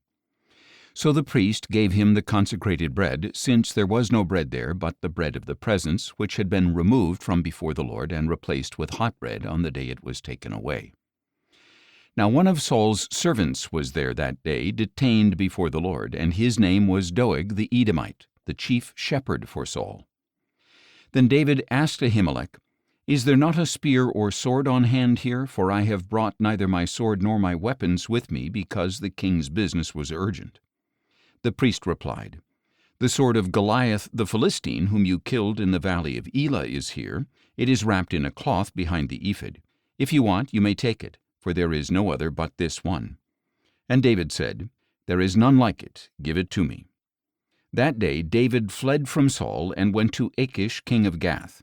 But the servants of Achish said to him, "Is this not David the king of the land? Did they not sing about him in their dances, saying, 'Saul has slain his thousands, and David his tens of thousands'?" Now David took these words to heart, and was very much afraid of Achish the king of Gath. So he changed his behavior before them, and feigned madness in their hands. He scratched on the doors of the gate, and let his saliva run down his beard. Then Achish said to his servants, "Look, you can see that the man is insane. Why have you brought him to me? Am I in need of madmen, that you have brought this man to rave in my presence? Must this man come into my house?" 1 Samuel chapter 22. So David left Gath and took refuge in the cave of Adullam. When his brothers and the rest of his father's household heard about it, they went down to him there. And all who were distressed or indebted or discontented rallied around him, and he became their leader. About 400 men were with him. From there David went to Mizpah of Moab, where he said to the king of Moab, "Please let my father and mother stay with you until I learn what God will do for me." So he left them in the care of the king of Moab, and they stayed with him the whole time David was in the stronghold. Then the prophet Gad said to David, "Do not stay in the stronghold. Depart and go into the land of Judah." So David left and went to the forest of Hereth. Soon Saul learned that David and his men had been discovered. At that time Saul was in Gibeah, sitting under the tamarisk tree on the hill at Gibeah, with his spear in hand, and all his servants standing around him. Then Saul said to his servants, "Listen, men of Benjamin, is the son of Jesse giving all of you fields and vineyards, and making you commanders of thousands or hundreds? Is that why all of you have conspired against me? Not one of you told me that my own son had made a covenant with the son of Jesse. Not one of you has shown concern for me, or revealed to me that my son has stirred up my own servant to lie in wait against me, as is the case today." But Doeg the Edomite, who had stationed himself with Saul's servants, answered, "I saw the son of Jesse come to Ahimelech, son of Ahitub, at Nob. Ahimelech inquired of the Lord for him, and gave him provisions. He also gave him the sword of Goliath the Philistine." Then the king sent messengers to summon Ahimelech the priest, the son of Ahitub, and his father's whole family, who were priests at Nob. And all of them came to the king. "Listen now, son of Ahitub," said Saul. "Here I am, my lord," he replied. And Saul asked him, Why have you and the son of Jesse conspired against me? You gave him bread and a sword and inquired of God for him so that he could rise up against me to lie in wait, as he is doing today." Ahimelech answered the king, "Who among all your servants is as faithful as David the king's son-in-law, the captain of your bodyguard, who is honored in your house? Was that day the first time I inquired of God for him? Far be it from me. Let not the king accuse your servant or any of my father's household, for your servant knew nothing of this whole affair, not in part or in whole." But the king replied, "You will surely die, Ahimelech, you and all your father's house." Then the king ordered the guards at his side, "Turn and kill the priests of the Lord, because they too sided with David, for they knew he was fleeing, but they did not tell me." But the king's servants would not lift a hand to strike the priests of the Lord. So the king ordered Doeg, "You turn and strike down the priests." And Doeg the Edomite turned and struck down the priests himself. On that day he killed 85 men who wore the linen ephod.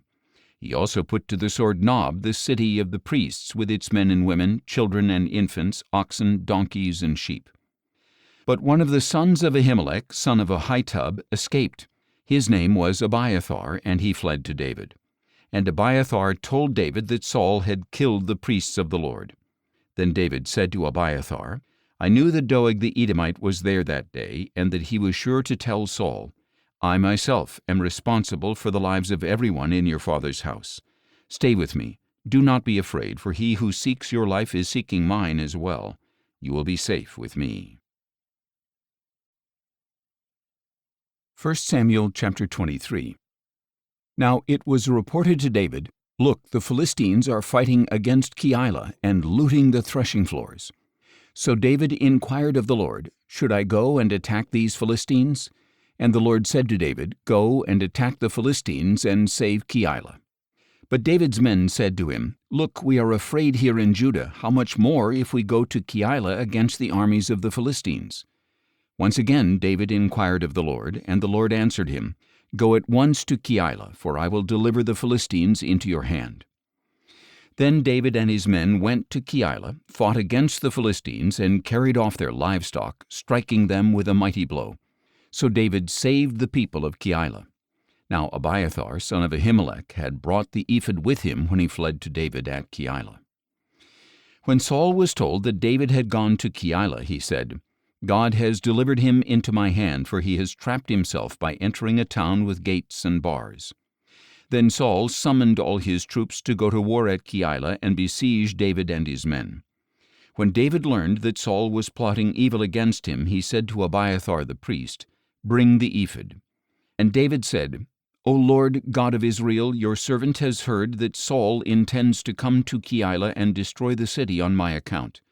Will the citizens of Keilah surrender me into his hand? Will Saul come down, as your servant has heard? O Lord God of Israel, please tell your servant." "He will," said the Lord. So David asked, "Will the citizens of Keilah surrender me and my men into the hand of Saul?" "They will," said the Lord. Then David and his men, about 600 strong, set out and departed from Keilah, moving from place to place. When Saul was told that David had escaped from Keilah, he declined to go forth. And David stayed in the wilderness strongholds and in the hill country of the wilderness of Ziph. Day after day Saul searched for him, but God would not deliver David into his hand. While David was in Horesh in the wilderness of Ziph, he saw that Saul had come out to take his life. And Saul's son Jonathan came to David in Horesh and strengthened his hand in God, saying, "Do not be afraid, for my father Saul will never lay a hand on you, and you will be king over Israel, and I will be your second in command. Even my father Saul knows this is true." So the two of them made a covenant before the Lord, and David remained in Horesh while Jonathan went home. Then the Ziphites came up to Saul at Gibeah and said, "Is not David hiding among us in the strongholds at Horesh, on the hill of Hachilah, south of Jeshimon?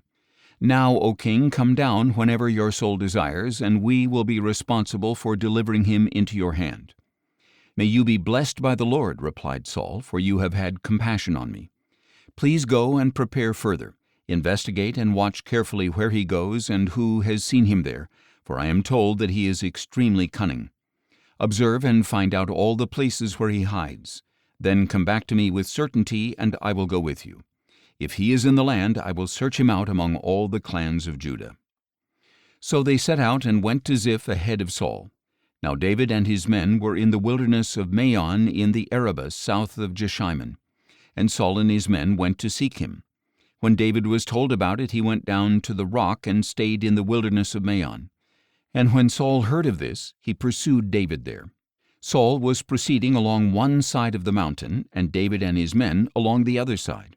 Even though David was hurrying to get away, Saul and his men were closing in on David and his men to capture them. Then a messenger came to Saul, saying, "Come quickly, for the Philistines have raided the land." So Saul broke off his pursuit of David and went to meet the Philistines. That is why that place is called Selah Hamalekath. And David went up from there and lived in the strongholds of En-gedi. 1 Samuel chapter 24. After Saul had returned from pursuing the Philistines, he was told, "David is in the wilderness of En-gedi." So Saul took 3,000 chosen men from all Israel and went to look for David and his men in the region of the rocks of the wild goats. Soon Saul came to the sheepfolds along the road where there was a cave, and he went in to relieve himself. And David and his men were hiding in the recesses of the cave. So David's men said to him, "This is the day about which the Lord said to you, 'Behold, I will deliver your enemy into your hand, that you may do with him as you wish.'" Then David crept up secretly and cut off a corner of Saul's robe. Afterward, David's conscience was stricken because he had cut off the corner of Saul's robe. So he said to his men, "The Lord forbid that I should do such a thing to my master, the Lord's anointed. May I never lift my hand against him, since he is the Lord's anointed."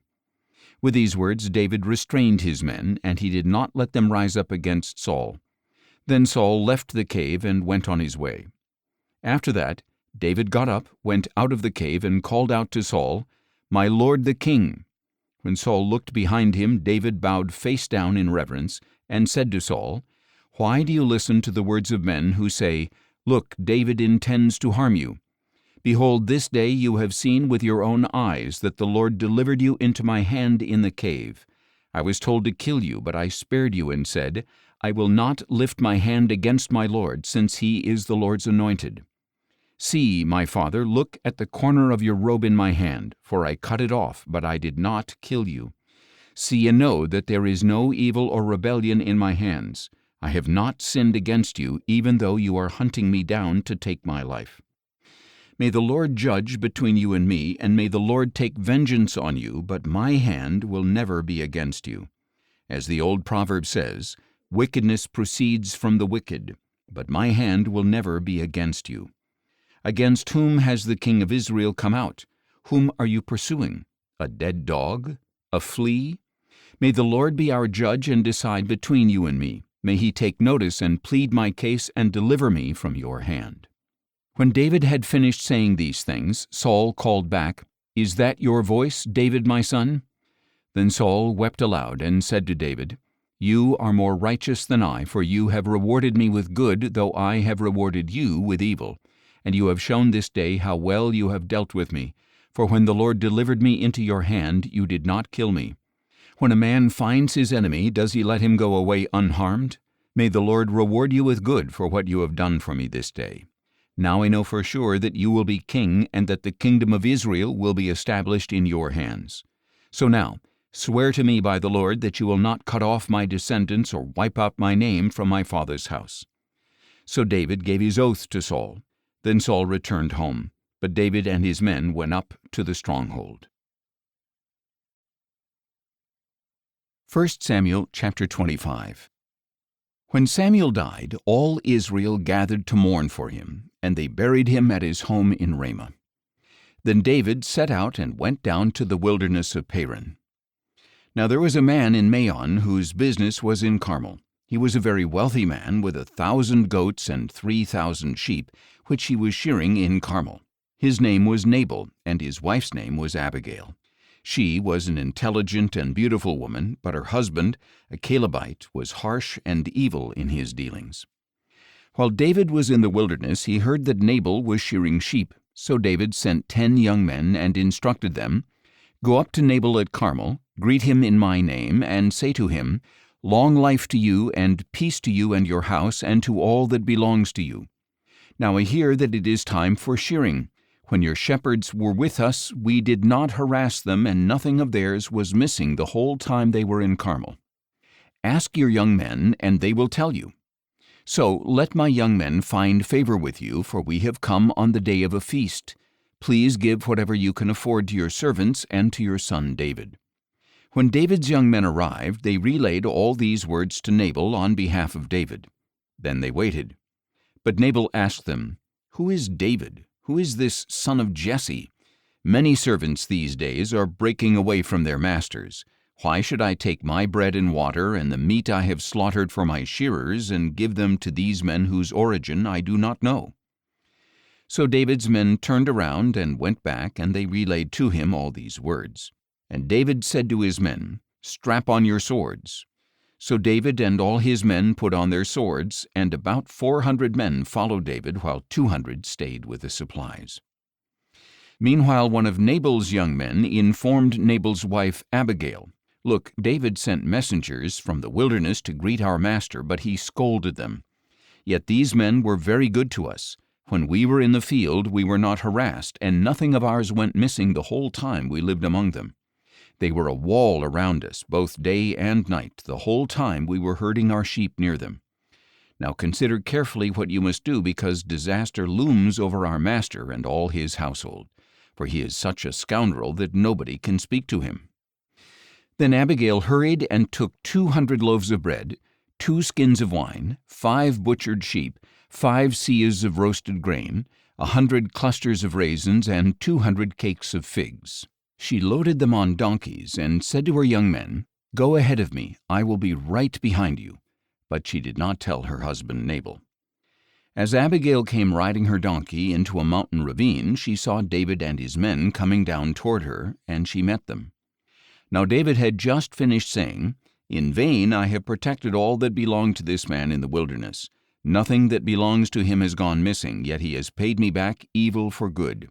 May God punish David, and ever so severely, if I let one of Nabal's men survive until morning." When Abigail saw David, she quickly got off the donkey, fell face down, and bowed before him.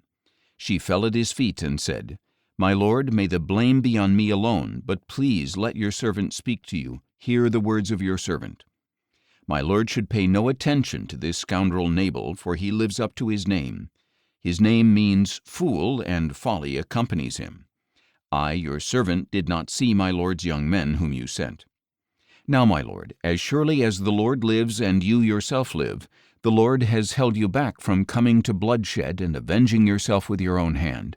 May your enemies and those who seek harm for my lord be like Nabal. Now let this gift your servant has brought to my lord be given to the young men who follow you. Please forgive your servant's offense, for the Lord will surely make a lasting dynasty for my lord, because he fights the Lord's battles. May no evil be found in you as long as you live. And should someone pursue you and seek your life, then the life of my lord will be bound securely by the Lord your God in the bundle of the living. But he shall fling away the lives of your enemies like stones from a sling. When the Lord has done for my lord all the good he promised, and when he has appointed you ruler over Israel, then my lord will have no remorse or guilt of conscience over needless bloodshed and revenge. And when the Lord has dealt well with my lord, may you remember your maidservant." Then David said to Abigail, "Blessed be the Lord, the God of Israel, who sent you to meet me this day. Blessed is your discernment, and blessed are you, because today you kept me from bloodshed and from avenging myself by my own hand. Otherwise, as surely as the Lord, the God of Israel, lives, who has restrained me from harming you, if you had not come quickly to meet me, then surely no male belonging to Nabal would have been left alive by morning light." Then David accepted from her hand what she had brought him, and he said to her, "Go home in peace. See, I have heeded your voice and granted your request." When Abigail returned to Nabal, there he was in the house holding a feast fit for a king, in high spirits and very drunk. So she told him nothing until morning light. In the morning, when Nabal was sober, his wife told him about these events, and his heart failed within him, and he became like a stone. About 10 days later, the Lord struck Nabal dead. On hearing that Nabal was dead, David said, "Blessed be the Lord who has upheld my cause against the reproach of Nabal and has restrained his servant from evil. For the Lord has brought the wickedness of Nabal down upon his own head." Then David sent word to Abigail asking for her in marriage. When his servants came to Abigail at Carmel, they said, "David has sent us to take you as his wife." She arose, then bowed face down, and said, "Here is your maidservant, ready to serve and to wash the feet of my Lord's servants." So Abigail hurried and got on a donkey, and attended by 5 of her maidens, she followed David's messengers and became his wife. David had also married Ahinoam of Jezreel, so she and Abigail were both his wives. But Saul had given his daughter Michal, David's wife, to Paltai, son of Laish, who was from Galim. 1 Samuel chapter 26. Then the Ziphites came to Saul at Gibeah and said, "Is not David hiding on the hill of Hachilah opposite Jeshimon?" So Saul, accompanied by 3,000 chosen men of Israel, went down to the wilderness of Ziph to search for David there. Saul camped beside the road at the hill of Hachilah opposite Jeshimon, but David was living in the wilderness. When he realized that Saul had followed him there, David sent out spies to verify that Saul had arrived. Then David set out and went to the place where Saul had camped. He saw the place where Saul and Abner son of Ner, the general of his army, had lain down. Saul was lying inside the inner circle of the camp, with the troops camped around him. And David asked Ahimelech the Hittite and Abishai, son of Zeruiah, Joab's brother, "Who will go down with me to Saul in the camp?" "I will go with you," answered Abishai. That night David and Abishai came to the troops, and Saul was lying there asleep in the inner circle of the camp with his spear stuck in the ground by his head, and Abner and the troops were lying around him. Abishai said to David, "Today God has delivered your enemy into your hand. Now therefore please let me thrust the spear through him into the ground with one stroke. I will not need to strike him twice." But David said to Abishai, "Do not destroy him, for who can lift a hand against the Lord's anointed and be guiltless?" David added, "As surely as the Lord lives, the Lord himself will strike him down. Either his day will come and he will die, or he will go into battle and perish. But the Lord forbid that I should stretch out my hand against the Lord's anointed. Instead, take the spear and water jug by his head, and let us go." So David took the spear and water jug by Saul's head, and they departed. No one saw them or knew about it, nor did anyone wake up. They all remained asleep because a deep sleep from the Lord had fallen on them. Then David crossed to the other side and stood atop the mountain at a distance. There was a wide gulf between them. And David shouted to the troops and to Abner son of Ner, "Will you not answer me, Abner?" "Who calls to the king?" Abner replied. So David said to Abner, "You are a man, aren't you? And who in Israel is your equal? Why then did you not protect your lord the king when one of the people came to destroy him? This thing you have done is not good. As surely as the Lord lives, all of you deserve to die, since you did not protect your lord, the Lord's anointed. Now look around. Where are the king's spear and water jug that were by his head?" Then Saul recognized David's voice and asked, "Is that your voice, David my son?" "It is my voice, my lord and king," David said. And he continued, "Why is my lord pursuing his servant? What have I done? What evil is in my hand? Now please, may my lord the king hear the words of his servant. If the Lord has stirred you up against me, then may he accept an offering. But if men have done it, may they be cursed in the presence of the Lord. For today they have driven me away from sharing in the inheritance of the Lord, saying, 'Go serve other gods.' So do not let my blood fall to the ground far from the presence of the Lord. For the king of Israel has come out to look for a flea, like one who hunts a partridge in the mountains." Then Saul replied, "I have sinned. Come back, David my son. I will never harm you again, because today you considered my life precious. I have played the fool and have committed a grave error." "Here is the king's spear," David answered. "Let one of the young men come over and get it. May the Lord repay every man for his righteousness and faithfulness. For the Lord delivered you into my hand today, but I would not stretch out my hand against the Lord's anointed. As surely as I valued your life today, So may the Lord value my life and rescue me from all trouble." Saul said to him, "May you be blessed, David my son. You will accomplish great things and will surely prevail." So David went on his way, and Saul returned home. 1 Samuel chapter 27. David, however, said to himself, "One of these days now I will be swept away by the hand of Saul. There is nothing better for me than to escape to the land of the Philistines. Then Saul will stop searching for me all over Israel, and I will slip out of his hand." So David set out with his 600 men and went to Achish son of Maoch, the king of Gath. David and his men settled in Gath with Achish. Each man had his family with him, and David had his 2 wives, Ahinoam of Jezreel and Abigail of Carmel, the widow of Nabal. And when Saul learned that David had fled to Gath, he no longer searched for him.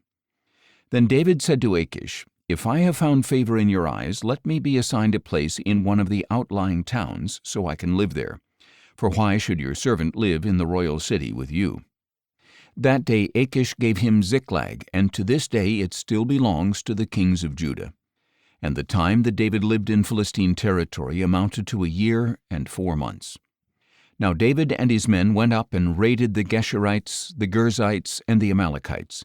From ancient times these people had inhabited the land extending to Shur and Egypt.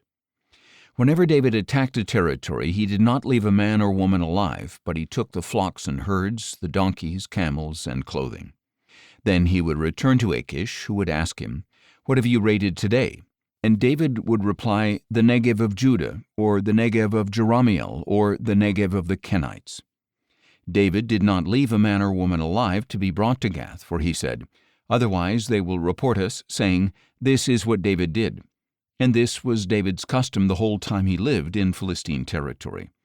So Achish trusted David, thinking, "Since he has made himself an utter stench to his people Israel, he will be my servant forever."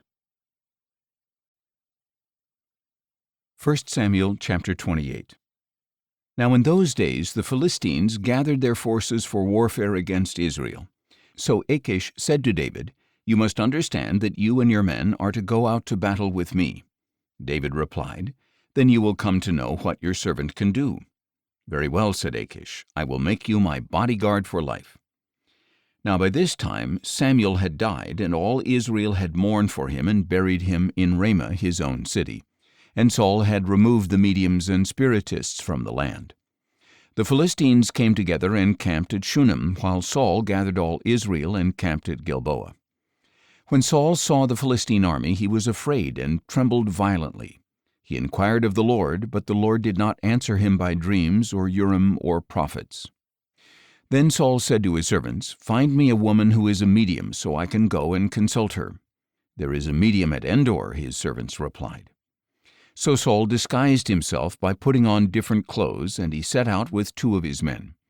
They came to the woman at night, and Saul said, "Consult a spirit for me. Bring up for me the one I name." But the woman replied, "Surely you know what Saul has done, how he has killed the mediums and spiritists in the land. Why have you set a trap to get me killed?" Then Saul swore to her by the Lord, "As surely as the Lord lives, no punishment shall come upon you for this." "Whom shall I bring up for you?" the woman asked. "Bring up Samuel," he replied. But when the woman saw Samuel, she cried out in a loud voice and said to Saul, "Why have you deceived me? You are Saul." "Do not be afraid," the king replied. "What do you see?" "I see a god coming up out of the earth," the woman answered. "What does he look like?" asked Saul. "An old man is coming up," she replied, "and he is wearing a robe." So Saul knew that it was Samuel, and he bowed face down in reverence. Then Samuel said to Saul, "Why have you disturbed me by bringing me up?" "I'm deeply distressed," replied Saul. "The Philistines are fighting against me, and God has turned away from me. He no longer answers me, either by prophets or by dreams. So I have called on you to tell me what to do." "Why do you consult me?" asked Samuel, "since the Lord has turned away from you and become your enemy? He has done exactly what he spoke through me. The Lord has torn the kingship out of your hand and given it to your neighbor David. Because you did not obey the Lord or carry out his burning anger against Amalek, the Lord has done this to you today. Moreover, the Lord will deliver Israel with you into the hand of the Philistines, and tomorrow you and your sons will be with me, and the Lord will deliver the army of Israel into the hand of the Philistines." Immediately Saul fell flat on the ground, terrified by the words of Samuel. And his strength was gone because he had not eaten anything all that day and night. When the woman came to Saul and saw how distraught he was, she said to him, "Look, your maidservant has obeyed your voice. I took my life in my hands and did as you told me. Now please listen to your servant and let me set a morsel of bread before you so you may eat and have the strength to go on your way." Saul refused, saying, "I will not eat." But his servants joined the woman in urging him, and he heeded their voice. He got up from the ground and sat on the bed. The woman had a fattened calf at her house, and she quickly slaughtered it. She also took flour, kneaded it, and baked unleavened bread. She served it to Saul and his servants, and they ate. And that night they got up and left. 1 Samuel chapter 29. Now the Philistines brought all their forces together at Aphek, while Israel camped by the spring in Jezreel. As the Philistine leaders marched out their units of hundreds and thousands, David and his men marched behind them with Achish. Then the commanders of the Philistines asked, "What about these Hebrews?" Achish replied, "Is this not David, the servant of King Saul of Israel? He has been with me all these days, even years, and from the day he defected until today I have found no fault in him." But the commanders of the Philistines were angry with Achish and told him, "Send that man back and let him return to the place you assigned him. He must not go down with us into battle only to become our adversary during the war. What better way for him to regain the favor of his master than with the heads of our men? Is this not the David about whom they sing in their dances, 'Saul has slain his thousands, and David his tens of thousands'?" So Achish summoned David and told him, "As surely as the Lord lives, you have been upright in my sight, and it seems right that you should march in and out with me in the army, because I have found no fault in you from the day you came to me until this day. But you have no favor in the sight of the leaders. Therefore turn back now and go in peace, so that you will not do anything to displease the leaders of the Philistines." "But what have I done?" David replied. "What have you found against your servant from the day I came to you until today to keep me from going along to fight against the enemies of my lord the king?" Achish replied, "I know that you are as pleasing in my sight as an angel of God. But the commanders of the Philistines have said, 'He must not go into battle with us.' Now then, get up early in the morning along with your master's servants who came with you, and go as soon as it is light." So David and his men got up early in the morning to return to the land of the Philistines, and the Philistines went up to Jezreel. 1 Samuel chapter 30. On the third day David and his men arrived in Ziklag, and the Amalekites had raided the Negev, attacked Ziklag, and burned it down. They had taken captive the women and all who were there, both young and old. They had not killed anyone, but had carried them off as they went on their way. When David and his men came to the city, they found it burned down and their wives and sons and daughters taken captive.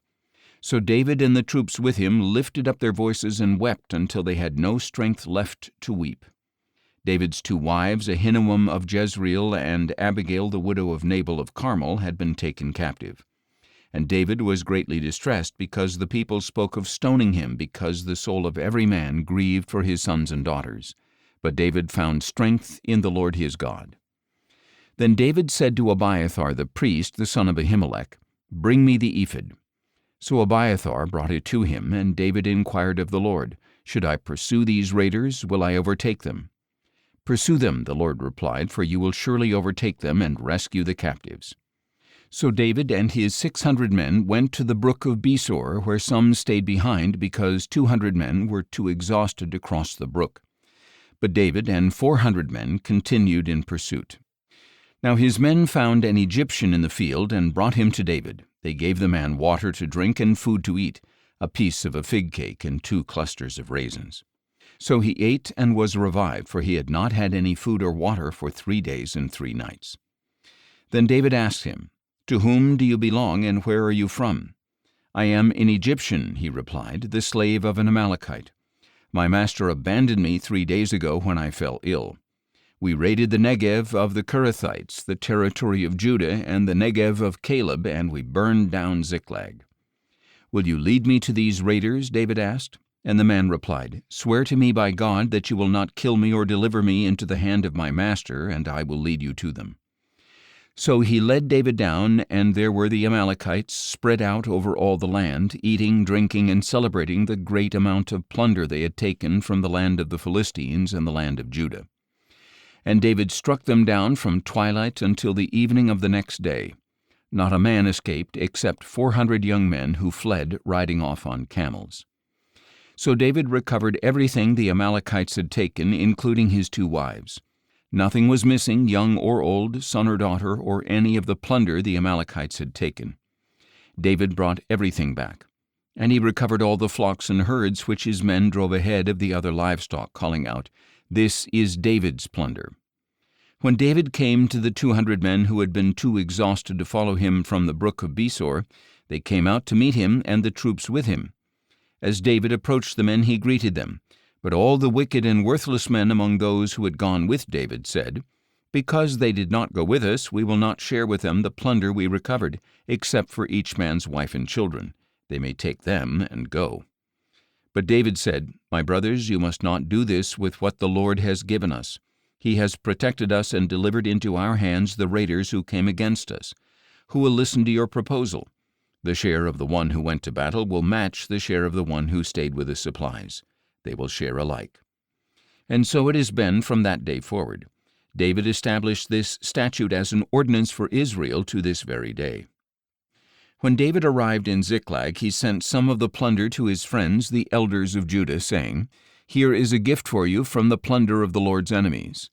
He sent gifts to those in Bethel, Ramoth Negev, and Jattir, to those in Aurora, Siphmoth, and Eshtemoa, to those in Rachel, and in the cities of the Jerahmeelites and Kenites, to those in Hormah, Bor-Ashan, and Athak, and to those in Hebron and in all the places where David and his men had roamed. 1 Samuel chapter 31. Now the Philistines fought against Israel, and the men of Israel fled before them, and many fell slain on Mount Gilboa. The Philistines followed hard after Saul and his sons, and they killed Saul's sons Jonathan, Abinadab, and Malchishua. When the battle intensified against Saul, the archers overtook him and wounded him critically. Then Saul said to his armor-bearer, Draw your sword and run it through me, or these uncircumcised men will come and run me through and torture me. But his armor-bearer was terrified and refused to do it. So Saul took his own sword and fell on it. When his armor-bearer saw that Saul was dead, he too fell on his own sword and died with him. So Saul, his 3 sons, his armor-bearer, and all his men died together that same day. When the Israelites along the valley and those on the other side of the Jordan saw that the army of Israel had fled and that Saul and his sons had died, they abandoned their cities and ran away. So the Philistines came and occupied their cities. The next day, when the Philistines came to strip the dead, they found Saul and his 3 sons fallen on Mount Gilboa. They cut off Saul's head, stripped off his armor, and sent messengers throughout the land of the Philistines to proclaim the news in the temples of their idols and among their people. They put his armor in the temple of the Ashtoreths and hung his body on the wall of Bethshan. When the people of Jabesh-Gilead heard what the Philistines had done to Saul, all their men of valor set out, journeyed all night, and retrieved the bodies of Saul and his sons from the wall of Bethshan. When they arrived at Jabesh, they burned the bodies there. Then they took their bones and buried them under the tamarisk tree in Jabesh, and they fasted 7 days.